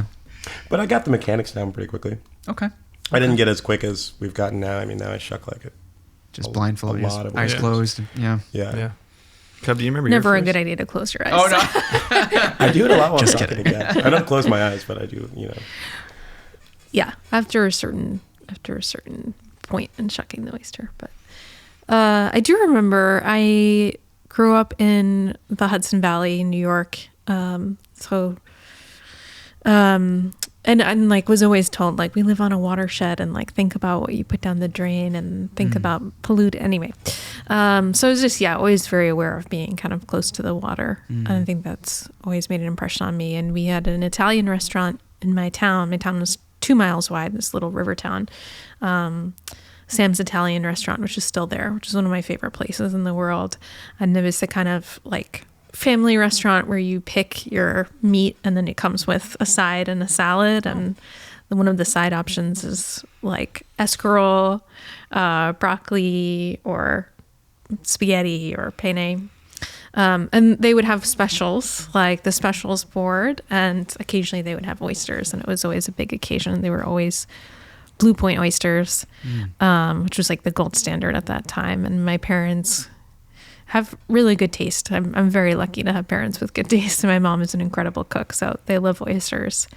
And I always thought they were like grotesque and weird and this very grown up thing. But then once I realized they're very salty, and then you can put mignonette or vinegar or hot sauce on How'd you them, and realize unlocked that? a Is whole that new like your world. parents just showing you how to do it? I was like, oh, it's this sauce. Oh, this is a mignonette, because I had such an incredible taste for acid as a kid. Yeah. Like I would drink balsamic vinegar out of the bottle. My mom took me to the doctor because she What thought there about was some like Pickle Brian? nutritional deficiency that I was like, wanted to eat all these pickles. My sister is the same way. So then I realized, okay, well, I can just kind of conceal the oyster with the sauce. And then eventually got to a point where I was like, okay, now I actually enjoy and appreciate the texture and taste of different oysters. Do you observe other first timers use that as a gateway as well? The sauces? Yeah. Totally. Oh, like every week. Yeah. I definitely served a couple of first oysters last Saturday. So do you eventually come full circle and enjoy them just purely? I think to each their own. Or teach their own? I think that some people are in it for the sauces. You know what I mean? Yeah. Yeah. Like, yeah. I mean, that's really fun. It's really good. Delicious. Like a really nice hot sauce on like a sort of really nice, just a lot of salt brine. No shame in that. Yeah. It was kind of like the beer journey for me, like this whole hazy IPA, and then coming full circle back to the pilsners and lagers. Mm-hmm. It's kind of that's what I thought of. I can relate with that. But I like that. Yeah, to each their own. Mm-hmm. Okay. What about your first time? I don't know. Like I don't remember. I've been asked this countless times since Motorshucker, but I don't know. Like my parents, my dad was a big seafood guy. He made a lot of fish at home. He like would cook really healthy, a lot of like salmon and stuff like that. But so it's like I don't remember it being super distinct. I remember really falling in love with oysters at Red and White and working with Jamie and Cub and the team there. Well, and then even more notably, we had oysters on a trip to France. Oh man, wow, that really I think kind of set it off for me. I didn't really think oysters were incredibly special until I had a few experiences. This one in particular, where it kind of just blew my mind. Like it was, we ended up getting the oyster tattoos the next day. Can you like kind of reflect on what made it distinct and more special than previously? So I mean, a few things for sure. One, I think just the overwhelming like cool food and beverage experience that being in Paris can give you. We were definitely we're going to one of the owners of Red and White's wedding, not Cub, the other partner. That was in southern France, and he had invited obviously everyone from the bar, some wine producers and eau-de-vie producers and stuff like that. It was a big thing. What a fun wedding! It was so incredible. It was an incredible. It was in a castle in Figeac. It was So this is my business partner Nathan Adams. It's incredible party. You only get married once. Yeah, no kidding. Absolutely. His wife. We won't go there. But yes, it was an amazing. Yes, they are a great couple. Yeah, she's from Beautiful southern wedding. France. So, yeah. But yeah, so we had went, and it was me and Jamie and two friends, and we sort of just started in Paris and worked down, which working out wasn't just as easy as it sounds. It was kind of a mess. But we were in Paris and went to this bar and had this just really lovely. I have such a hard time remembering the name of that bar, probably because I don't speak French very well. But I would remember if I saw it. I mean, the bottle displays back there were just stunning. This beautiful natural It's really light. beautiful, wine bar. And they, it was our first time obviously having oysters on that side of the lake, right? Or the pond, rather. And they taste different than I think a lot of the oysters that we have in the U.S. There's a lot of history towards oysters in Ireland and in France especially, and the sort of relationship of those two areas and like their oyster growing regions or wild oysters, all these things like historic, like, over harvesting and repopulation, all this sort of stuff. Anyways, amazing oysters. And they served them with, Chistora sausages or little sausages. And a mountain of butter on the counter. There was with just a knife in it. I think I just saw like an article come out like the other day too about like big butter's back and cool or something like that. Like put it on the bar. Yeah. What do you put it on? They said like bread. Yeah, and they had stuff. bread. Oh. Yeah, but it was like a huge mountain of butter that was just like amazing cultured French butter, whatever. And we just kind of fell in love with oysters there. Jamie and I think together, and the next 10 days were just amazing. We ended up in Barcelona, and I don't know. We're in Barcelona very long, but the first thing we decided to do, we were with Cub's husband. And me, I was driving the wrong way down a pedestrian-only street, so we could get to this amazing bar to have steak and foie gras. Never forget that. Yeah. It was in a rented Mini Cooper, like we were in an action movie, getting screamed at by all the people on the street. Yeah, we were recommended this awesome tattoo shop that was all women owned and run. And there was some other Americans there for sure. Yeah, but I think there weren't that many people like in getting tattooed at the time. I mean, we got seen pretty quickly. Cub's friend, Dave's Carlos. Dane. It was Dane. Sorry, Dane. But he got a Sex in the City tattoo. It was his first tattoo. He was like, because we were like, let's go get tattoos. He's like, I want to get tattooed. Like, let's do it. And me and Jamie were like, can we get an oyster? And we tried showing them this like crazy oyster drawing. They're like, I can't tattoo that, which is, obviously you should know. I think we're just like too hyped and like just, amped up.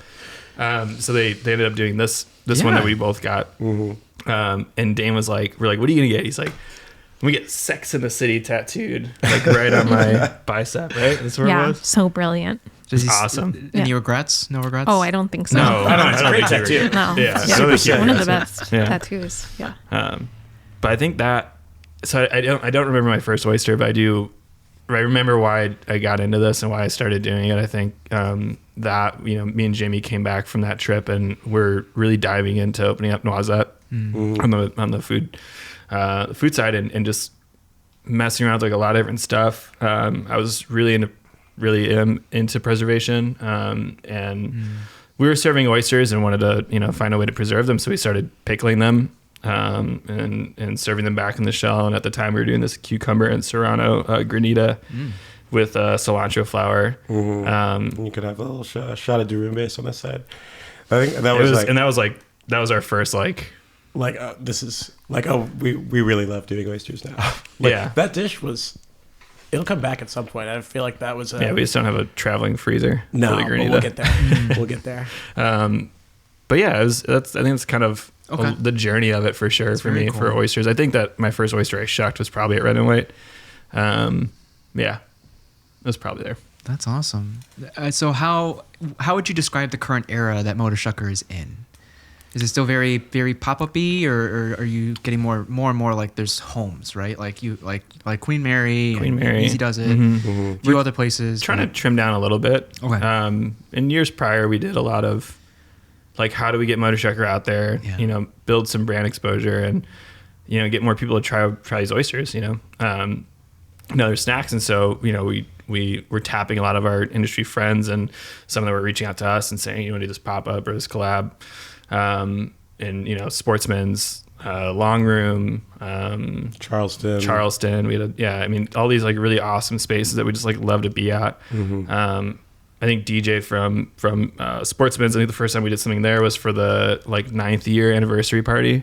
Oh boy, we got rocked. Yeah, and it was fun. He was like, you guys want to like, it was like, a lot of fun. Like, they gift something crazy every year to like, their lovely clientele of people. And there was like, he's like, I just want to like offer a raw bar. And so we were just like in the front window, like super tiny, just like shucking, like, I think he bought like, I don't know, 600 oysters or something like ridiculous, and a bunch of shrimp cocktail and the bar nuts. That was such a fun party. But yeah, so we were doing like a lot of outreach, I think. And we do the consulting for Queen Mary and kind of manage that menu and work with that amazing team who just got on the best 50 list of bars in North America, which is awesome. And they do such an amazing job there. They really do, yeah. They're such a great team to work with. We've been working with Dan and everyone there for 2 years now. Yeah, that sounds right. Yeah. As they sort of exited like the dollar oyster era and kind of like, what do we do? Which a lot of people were asking, like, and then $2 oysters started happening all around town and stuff. And we're like, but I think right now it's like, trying to really focus on not being as mobile. It's not really sustainable, honestly. And I'm sure a lot of anyone that's has a pop-up and is listening right now is like, for sure. Like it's hard. And, oysters are rocks and you got to store them with ice, which move like rocks, and you put that in a cooler and it's very heavy and it's a lot of wear and tear on us. So I think cars, bodies, mental capacity. So we're trying to get a little more stationary, which is good. We're working with Easy Does It.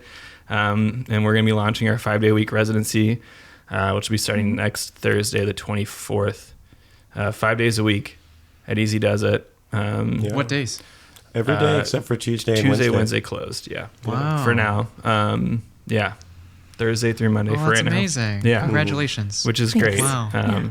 Yeah, and we, been working with them on building this lovely kitchen for us, and that way we can, kind of consistently offer a little bit larger of a menu. We feel, it can be a little bit more, a little more filling, and be able to test out a lot more stuff, and just be able to hang out with them. They're an awesome team, and Zach's been a huge supporter of Motorshucker since the start. I think our first event was, we were saying this yesterday when we met with the team. New Year's Eve there. 2022, I think. Yeah. That was also, I think, a couple of years. The first time that either of us had built a seafood tower was when we decided I did it at the Charleston we that night decided on to my way offer a there. seafood tower. And Mico and I both built in 2 different locations our first seafood towers On the same night. ever. Yeah. Eventually, we got a lot better at figuring out how to build them in ways to make them like more beautiful. They weren't bad for our first ones. Yeah. It was just funny, going to Charleston on New Year's Eve at like 9 p.m. because Fred wanted to buy a seafood tower for the staff, and I was like in the back, busy bar, New Year's Eve, just like, I gotta get over to Easy Does It. And like, I remember being at Easy Does It and building the first one and being like, okay, so I wrote this menu. It says seafood tower on it. How Does anyone know how to build it? how do I do that? do you want an oyster? Oh, yeah. Should we have an oyster? Oh, sure. Yeah, let's do it. Be an honor. I dressed these with some of the tomato liqueur that I grew in my backyard. Do you still have a lot of those green tomatoes? I do. Do you have any Okay. allergies? No allergies. Great. Because I kind of want to use some of that. There's fish in this. Some of that green Cheers. stuff. Yeah. Shellfish. Cheers.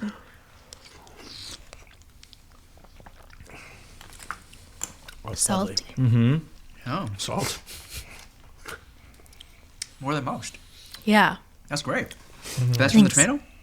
Or is that from And the really oyster. from the Kind of, oyster? yeah. Yeah, the Oysters oyster. Yeah. So Mostly the do you guys oyster. work with just that family farm, the one family farm, or do you have like several? Others as well. We try to source directly from farms when we can and when that Okay. makes sense for the farm, but we also are very happy to work with a couple of really good seafood distributors.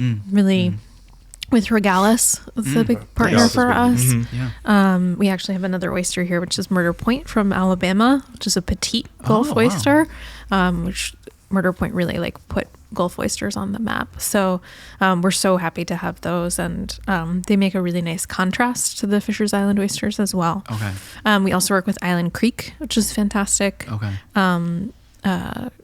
Mostly they do New England oysters, clams, razor clams. You don't hear Yeah. of like Gulf oysters too often. Most restaurants, right? It's East Coast and West Coast. Yeah, they Correct. weren't. They Yeah. weren't really a thing, and especially in Chicago, carrying Gulf oysters probably wasn't a thing at all. I think until maybe 2 years ago. I'd be surprised if anyone was carrying them, but Yeah, these are petite and delicious, and yeah, they're quite small. Yeah, you see a lot of Peach-grown. Gulf oysters being these huge, long things that are generally like, grilled or Yeah, fried for yeah. po' boys or something like that.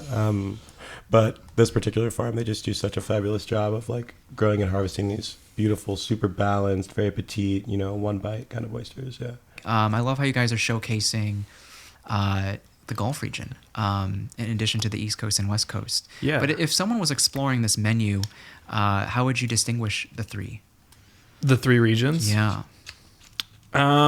Well, there's a lot. I mean, it's much like wine. I think that each producer and, they have their own growing methods. They have their own waters, their own diversity of those waters too. Some might be doing mussels as well, which is common in Northeast, Canada or, PEI. Some people harvest kelp. Island Creek obviously has a lot going on with clams and razor clams within their, not co-op, but co-op model of all these different farmers that they're working with. And so there's a lot of differences just on the Eastern Seaboard. The general vibe that you kind of get from each region, which we talk about a lot, I suppose, is, there's a lot of like salt brine. The oysters on the East, there can be some plump oysters. You have Virginia, which is, warmer waters, and they're quite big. They kind of, it's almost getting Gulf level, I guess, at some point. And those are very different from Northeast Canadian oysters. But there's a line running through all those that is just like high in salt, a little bit of sweetness to them, not very savory. Versus the West Coast that I find a lot of, for the most part. Again, it's very different from Washington to NorCal and what Hog Island's doing and all these different places. So, but they can be a little bit plumper and have kind of like a savory seaweed butter kind of quality to them. Maybe a little bit grassier. Yeah, often the ones from like the Northwest have sort of like a vegetal quality to them. Mm-hmm. Yeah, which could be a little astringent, I think, at times. It can be like a little bitter. There's not as much sweetness. Maybe, I don't know if you guys find the same. Well, I feel like we did have the one from another Pacific oyster that was like, there was kind of the Coromandels, there was kind of like a sweetness. It's a New Zealand oyster. Yeah. Oh, nice. Which was fun to work with. Regalis brought those in. Oh, they're so lovely. Yeah. So expensive because they come from very far away. But it was really nice to experiment with them for a little while and get to taste something like so unique. Mm-hmm. So I think when you, I'm sorry, No, when you go say ahead. Pacific, I think you mean the species, because there's 5 Right, different yeah. species of oysters in the U.S. So alone, so there's a lot of diversity just within that. So there's the sense of place and the grower, the farmer, and then there's also just certain inherent differences in the species in terms of flavor. It's and- easily overlooked. Yeah, Because you just think of and East then you're Coast, like, West oh, Coast, that and you're explains like, a you're- lot. that- Yeah, Right. Yeah, totally. These are really kind of different when you look at them really close, So that's helped me understand the difference absolutely, too. yeah. Sure. So when someone's starting out, do you notice people starting out with East Coast then? In Chicago, yeah. Right? I think so. I think Chicago has an affinity for West Coast oysters too. I mean, Okay. we I think lean We're a little torn. bit more. We're right in the middle. Yeah. But yeah, I think because the West Coast oysters can sometimes be more petite. I think sometimes people Okay. in Chicago find that a little less intimidating than a larger, Oh, like a okay. wider shell, like a deeper, I think deeper it's the salinity cut. for the East Yeah. Coast. I think that makes it more accessible, but Yeah. yeah, Do you have we a offer preference? people It's like- options. Yeah. I think East Coast. East at the Coast? moment, Yeah. Yeah. Yeah. But I'll be more cognizant of the species as well Oh, next time. yeah. It makes so much sense. Yeah. So then how Yeah. would you distinguish the Gulf Coast? Well, It's like whoever wants to. well, it's just that we really don't like work with a lot of Gulf Coast oysters. Oh, okay. Because oftentimes you'll find something that's like just considerably less palatable raw. Often the warmer Oh, okay. waters oftentimes lend to like more of a creaminess, more of a you're not getting that like bright flavor, that bright sort of like shot, like oceanic shot. Mm-hmm. I think what we really love about oysters from a bit farther north, where the waters are colder, is you get this like kind of like a little bit of like a mineral quality, particularly on the East Coast ones. But you're really just getting something that tastes so, it tastes like cold ocean water. Mm-hmm. In warmer water, you're going to get something that's just a little bit, I don't want to throw shade on Gulf oysters very much, because it's really just about like, some people really love Just them. Yeah. Maybe we can try one too right now Yeah, while we're so talking these- about Yeah. it. Thank These- you. I didn't here's- dress these. For That's all right. Let's go. Okay. Yeah, let's Are you okay with just kind of Yeah. going? Yeah, no worries. Yeah. These Raw. for a Gulf oyster, for like a warmer water oyster, are just something that is, we've been finding just like incredibly unique. Very clean. Yeah. Mhm. Yeah, these are they're funny. I had these for the first time when I was in New Orleans, right before my daughter was born. We were on a baby moon, and Polita, who I think you've talked to before Yeah, on the show, she had recommended this restaurant at the time. It's now closed, unfortunately. It was called Le Chat Noir, and Polita's friend Seth, I believe his name is Seth. I forget his last name. Was one of the chefs there. And he was like, you got to try this, this Gulf oyster I have. And I was like, I don't know, man. I don't really like Gulf oysters that much. They're pretty big. And he's like, no. Like, try the Murder Points. Like, you're going to love them. He actually carried Fisher's Island oysters on his menu. Cool. We just kind of became friends. I'd been there a couple times to Le Chat Noir, and it was on my last visit there that he showed me these ones. and he just had this huge oyster list. There's like a dozen different oysters on it. Very, very similar ethos, I think, to a lot of what we do. He's a great butcher. They do a lot of whole animal butchery as well in the restaurant. But that's the first place I had the Gulf oysters, which is funny. I just forgot that Pleto was the person that had introduced me to Seth. Small really, world. yeah. All right. Cheers. Sorry, I ate Cheers. mine already.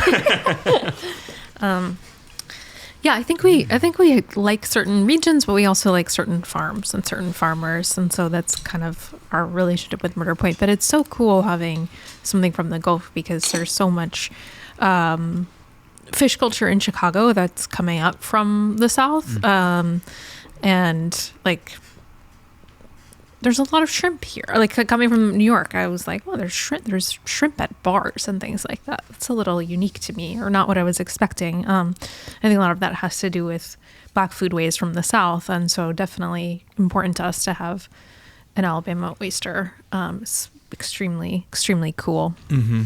And Chicago's taken so well to them. No kidding. They're They're was being like, sold now quite a multiple bit now. spots are carrying them Kind of around. shrimpy in a way. Yeah. Mm-hmm. Right? They are kind of Yeah. shrimpy. Yeah. There's like a sweetness. Yeah. Yeah. Yeah, it's really cool. I think one of the things I find so much fun about serving, particularly the Murder Point oysters, really about any of them, because it's like a lot of it is like, you know, educating a guest on something new. You know, a lot of times like we really try to make a point to like carry oysters that people might not have tasted before, because like a lot of what we do is talking to people. You know, Yeah. like I think a big part of what we all really enjoy about, you know, just hospitality in general is like connecting with people, maybe showing them something new. There are so many conversations I have which start with, you know, what kind of oysters do you have today? And I say, well, you know, one from New York, one from Maine, maybe one from Washington. I've got this really beautiful oyster from Alabama, and it's always Alabama. But it's just so much fun to you know, if you can encourage somebody to try them. It's just it's cool because it's like a lot of times they really enjoy them. I mean, it's really rare that somebody has been like, oh yeah, this is exactly what I was expecting from a Gulf oyster. They're oftentimes like, oh wow, this is okay. I guess I actually can have something really beautiful from the Gulf. I can have like a really balanced, elegant oyster from Alabama They don't have to grill her. that you don't have to grill Or fry. roast or yeah. Yeah. Have you guys experimented with that as well? Yeah. Yes. Yeah. Like grilled oysters? Oh yeah. Oh, Yeah, okay. yeah. There are a lot of ways that we serve them. Fresh is kind of our Mm-hmm. We're purists, I guess. Yeah, generally Yeah, speaking, sure. yeah. But yeah, we're actually right now we're doing a smoked oyster that people have really been enjoying, and I've really been enjoying. It's actually the Murder Point oysters. Oh, nice. And we smoke them and then kind of like escapage them, like preserve them in some vinegar and some scented oil, serve them back in the shell, and then char them with butter. Right now the butter's got like mandarin quats and red yuzu kosho. And, you know, we This is like... fancy stuff. Yeah, you know, well, I'm a chef. Having fun with it. we like to, you know, Yeah. like to make something that's... It's absolutely lovely to serve something like just the way it comes out of the water. Yeah. But, you know, as a person who likes to, like, you know, experiment with things creatively, it's also really fun to see, you know, how can you, like, honor that product and not make it into something that's, like, completely unrecognizable, but, you know, it's the main character and you're giving it its supporting actors, you know. Kind of like cocktails. Oh, absolutely. Yeah. Okay. When is it like the right time to continue adding items to the menu? Like oyster, like more. I'm sure it's like, is it expensive every time you want to add a new oyster to the menu? It is. Or do you just remove remove oysters as you add other oysters? There was a period of time in 2023, probably maybe it was when you were at Easy Does It and Dine With Us, that we had up to 5 oysters on the menu. And this isn't a pop-up model. You know, we have 2-3 coolers that just have a split between all these 5 different oysters. We have pretty much 2 people working front of house at this like little, you know, table because there's so much to talk about on the menu. So, I mean, I think I'd love to get back to that point.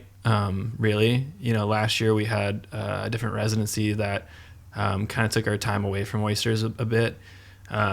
And so we didn't really get to like expand on our oyster menu as much as maybe in retrospect that we wanted to, but always pleased with what we have. And I think that this year, finding the consistency and having been afforded the availability to have like multiple days in a row at the same venue to sell is going to open a lot of doors for us in terms of playing with the menu in that way. It is expensive. Yeah. It's, you know, it's an extra bag. It's extra, you gotta buy oysters by the 100 usually, unless you're going West Coast for some reason. They're 60. Yeah, they're 60, I don't really still don't know why that is, but yeah, so I think it's an investment for sure, but having more days to work with something, because you know we get these oysters, you know, when they're harvested and really just get them clean and get them in, you know, in the air and get them to us. So I think that we'll find, I think, a new rhythm or an old rhythm again with the menu and being able to cycle in not just oysters but a lot of other food, and we're working on more satiating stuff and kind of rounding out the menu a bit. And Sure.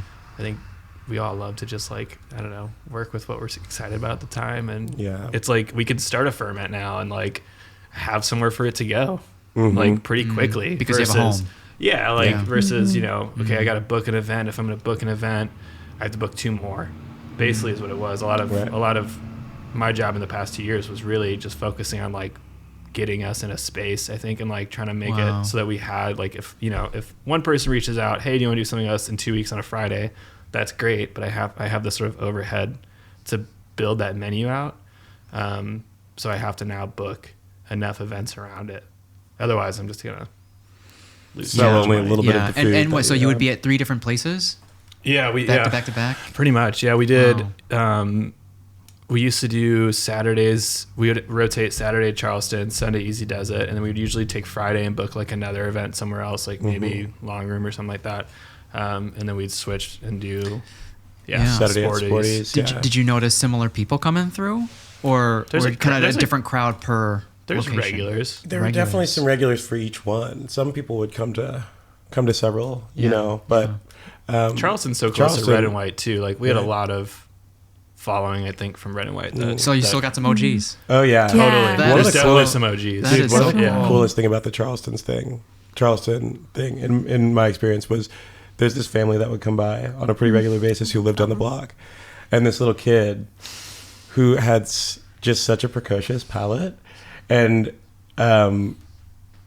he was just like, he was interested in like steak tartare being served by a group of people on the sidewalk with a grill next to them, and of course his parents were there too, so it was chill, like they but this kid, man, I mean, he was like into talking about like the nuances between different oysters. He's 6 at this time, maybe 5 then, but and one day he was like, I really like your food, and I was like, that's honestly, like, to hear that from that's pure a child is like so important, because it really means that, okay, like this might be like, you know, an elegant way to serve this thing or whatever, but you know, when you hear if you can please that that person, that it's a hard critic. Fun, you know, that the food is fun, that the food is being interacted with in the way that it's really intended to be, you know. As a matter of fact, we did his mother had a birthday party up in I think it was Michigan. Yeah, it was in Michigan, for her father, and like booked us for that because she knew us from the Charleston, and the kid was there. And I was like, oh, this is great, this is awesome. Like, I get to hang out with this kid again. I gave him his first kumquat, and he freaked. He loved it. He absolutely loved it. And I think he actually had his first bite of caviar that day too. All right. He made some fan art. He made this. There. He came up to his dad when I was in the kitchen. He was like, "Dad, how do you spell Motorshucker?" Oh. And after the dinner, is that framed? Yeah, actually, it's kind of framed. It's like it's like somehow fastened to a piece of wood by some kind of adhesive and burning method. Sure. It exists now still as like a hard object. It still exists. It's that Easy Does It. It's that Easy Does It. In our storage. Yeah, it's on one of my prep tables now. Maybe we'll hang it in our new kitchen. Yeah. I told him eventually we would put it up somewhere. And we did, actually. We put it up somewhere. We were at Guild Row for a while, and we had a residency over there. We were using it as a production kitchen. And I vacuum sealed the piece of work in just a big plastic bag so it wouldn't get wet, and like taped it up to the wall. Yeah. What a time. Yeah. So you guys finally feel like you have a home. right? To grow in. Do you feel like long term do you want to go back to that bottle shop kind of model, like for yourself, or do you feel like happy enough to just partner with other people that are doing beverages just as well? I think eventually we'd like to have some ownership over some beverages. It's definitely a lot of Cubs background. You can kind of speak on it a little bit more, but It is, but I have set my sights on making wine as opposed to selling wine. Very so that's cool. for me my next big project is farming more and producing wine. Hopefully in the Midwest. So, but yeah, I think we take so much inspiration from the people we work with who are beverage professionals. Zach at Easy does it, and Dan at Queen Mary. We've already sung their praises, but really, I think it's cool to collaborate with people who are focused on that so deeply and really enmeshed in that. And I know firsthand how much work it takes to be tasting and dialed in and special ordering and working on getting unique and delicious wines and cocktails and spirits and distillates in front of people. So yeah, I mean, I think it's something we're open to, but we've always, I think we've talked about inconsistency and like, I think we're very comfortable in a space of just kind of seeing how things go. And each event, and I had a friend last week was asking me like, has there ever been an event that just went so belly up that you just kind of stopped and just didn't do it and didn't show up? And I was like, no, actually we've always done that, even if there's been so many obstacles and so many things to overcome, or we transport a like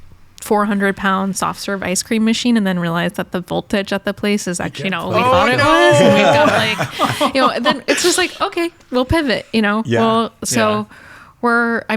feel like that was a heavy mistake. That was it was literally a heavy mistake, but there's always like, I don't know, I think I think we like Mico was kind of referencing this, like we just are trying to be in the weeds all the time, and that's how I think the three of us thrive, is in like a slightly chaotic environment. So we'll always be attracted to restaurants. Sense of malleable. Yeah. I'm curious to see. I think how much we can sit still this year. And how interesting, how that right? like you finally have this home, like right. We have this opportunity to actually I'm sure settle down. One of us is gonna pull the trigger and start bringing like 5 oysters in, and someone's like, "What are you doing?" Like, I was like, "I just like want to see like I just gotta make this harder." About this. You come in one day for pre-shift, and I'm like, "So it's a tasting menu now." So I think we definitely always want to be in the weeds. I think it's just fun. Yeah, I think it's like, I love it. I was in California for like 5 months, spending some time with my partner's family and our baby out there, and I got to work at this restaurant. It was busy. It's a busy restaurant. It was fun. It's just like nice being in the weeds again, and like just being able to jump on the line and help out with cooks. And I don't know, I miss it. I think that was like a reminder for me too, that like I miss it. Obviously Motorshucker, like last year we were in the weeds a lot for sure, but I think being in the weeds at Easy Does It is our favorite place to be in the weeds at right now. So like, come to Easy Does It, put us in the weeds. So you're not too far removed from the day-to-day hands-on operations. We are the hands. We are the hands. There's 6 of them. Yeah, precisely. And the food's got to get cooked, paperwork's got to get done, everything's got to get somewhere. It's like none of us are the clipboard guy.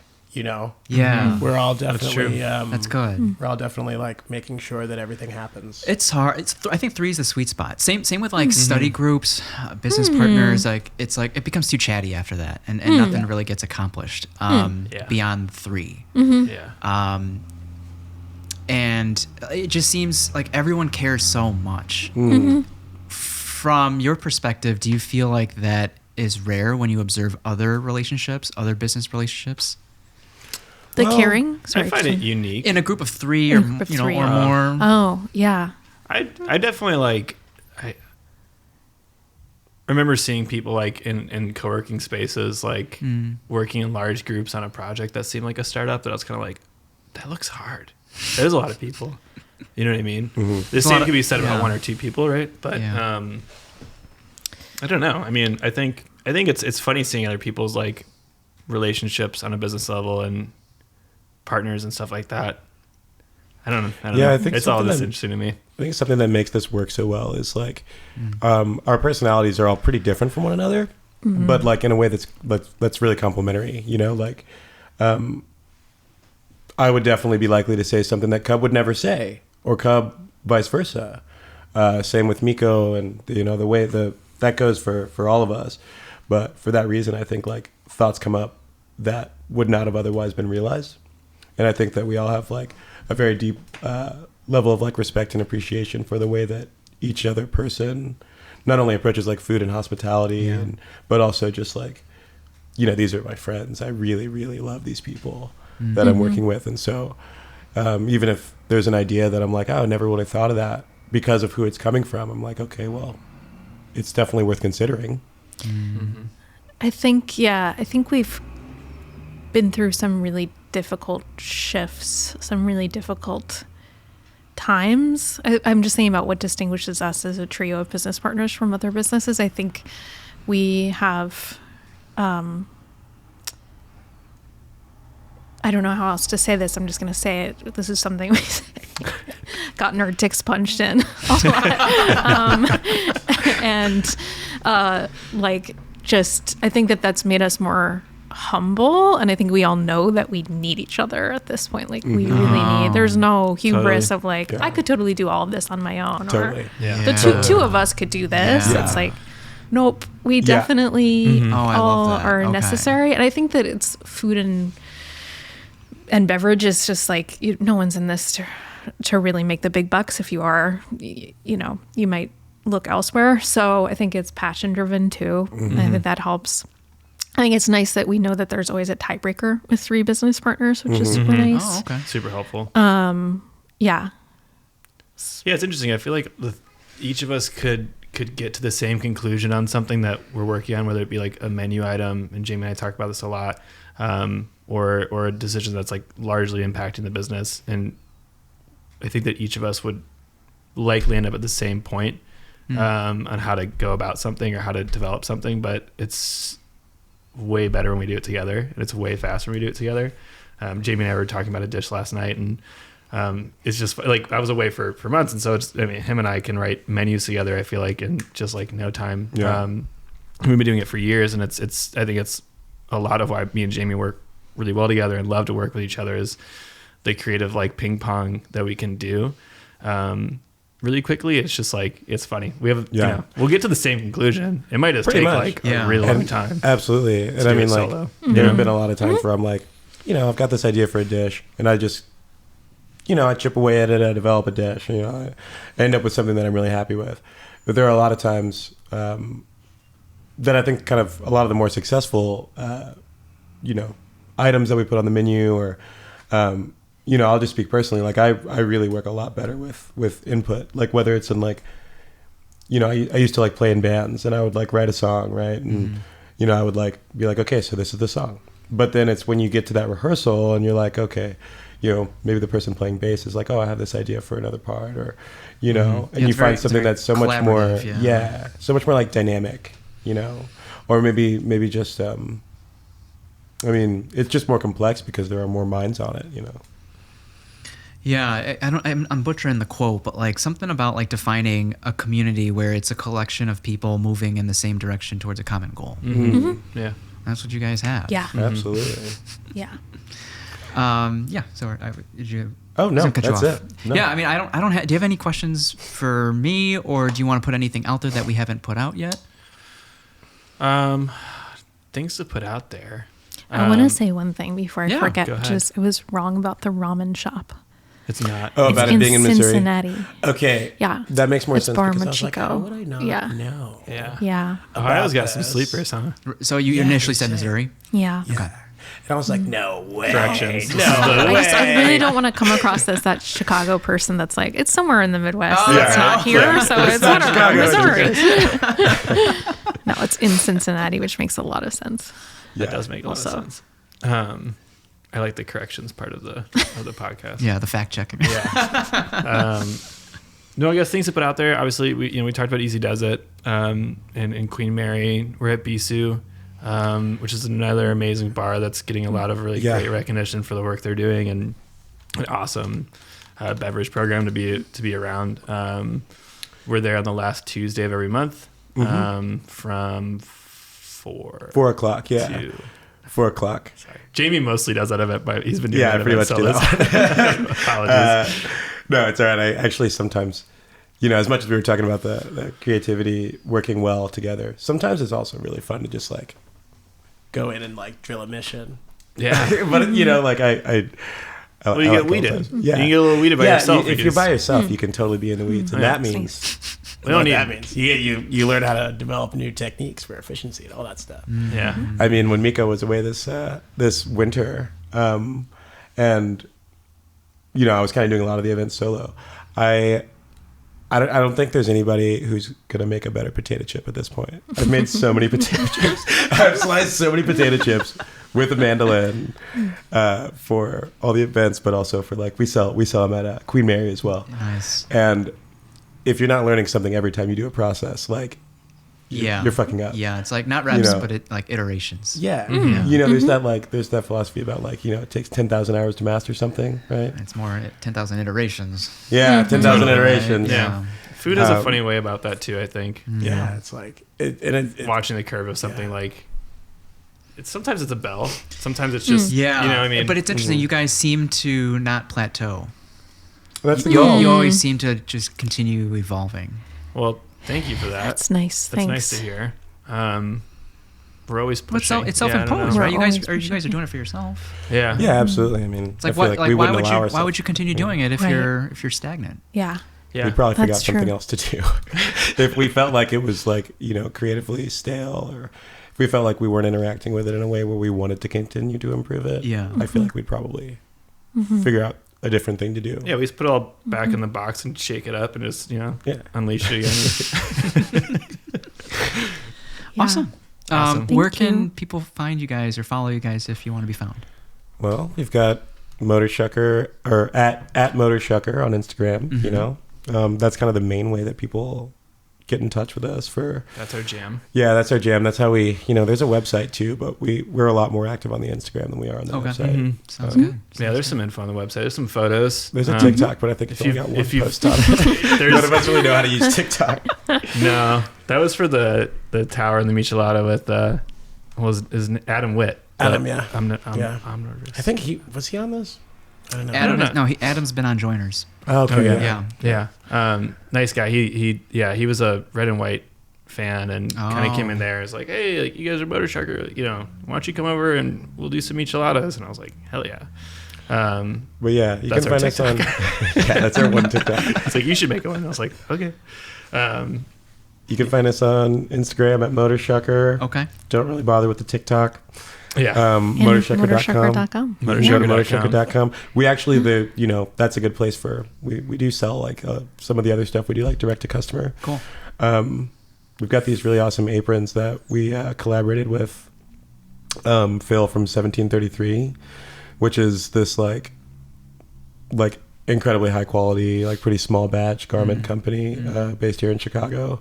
They do an absolutely incredible job. They make these really cool bags. Sometimes I think you can find those at Tusk, but because they're so incredibly small batch, produced with really high quality materials, they can be hard to afford. The aprons, though, we were able to find like a price point that I feel like, I've bought aprons that are this expensive before, but I guess that's because I cook for a living. But anyway, the things, we sell those. We sell the peanuts, cocktail sauce, etc. So if you're looking for, anything that we do that's not a pop-up, you can find a lot of that on the website. Yeah. Okay. And check out our partners with Easy Does It. Yeah. Their Instagram, Easy Does It Chicago, Bisous, and Queen Mary. Okay. Yeah. Yeah. Cool. Oh, and just in case anybody doesn't know, Queen Mary on Sundays and Mondays has an exceptional seafood happy hour. And it's also like my Okay. favorite martini service in Chicago. The cocktails are so good. Yeah, their cocktails are amazing. Yeah. All right. Thank you guys. Thank you so Thank you much. so much for having our us. pleasure. This was a Yeah. treat. Chicago's very lucky to have you guys. Thank you. We're very lucky to have really lucky Chicago. to have Yeah. Chicago. Love Chicago. Yeah. Everyone else, thanks for tuning in. We will catch you in the next episode. Bye. Bye. Bye.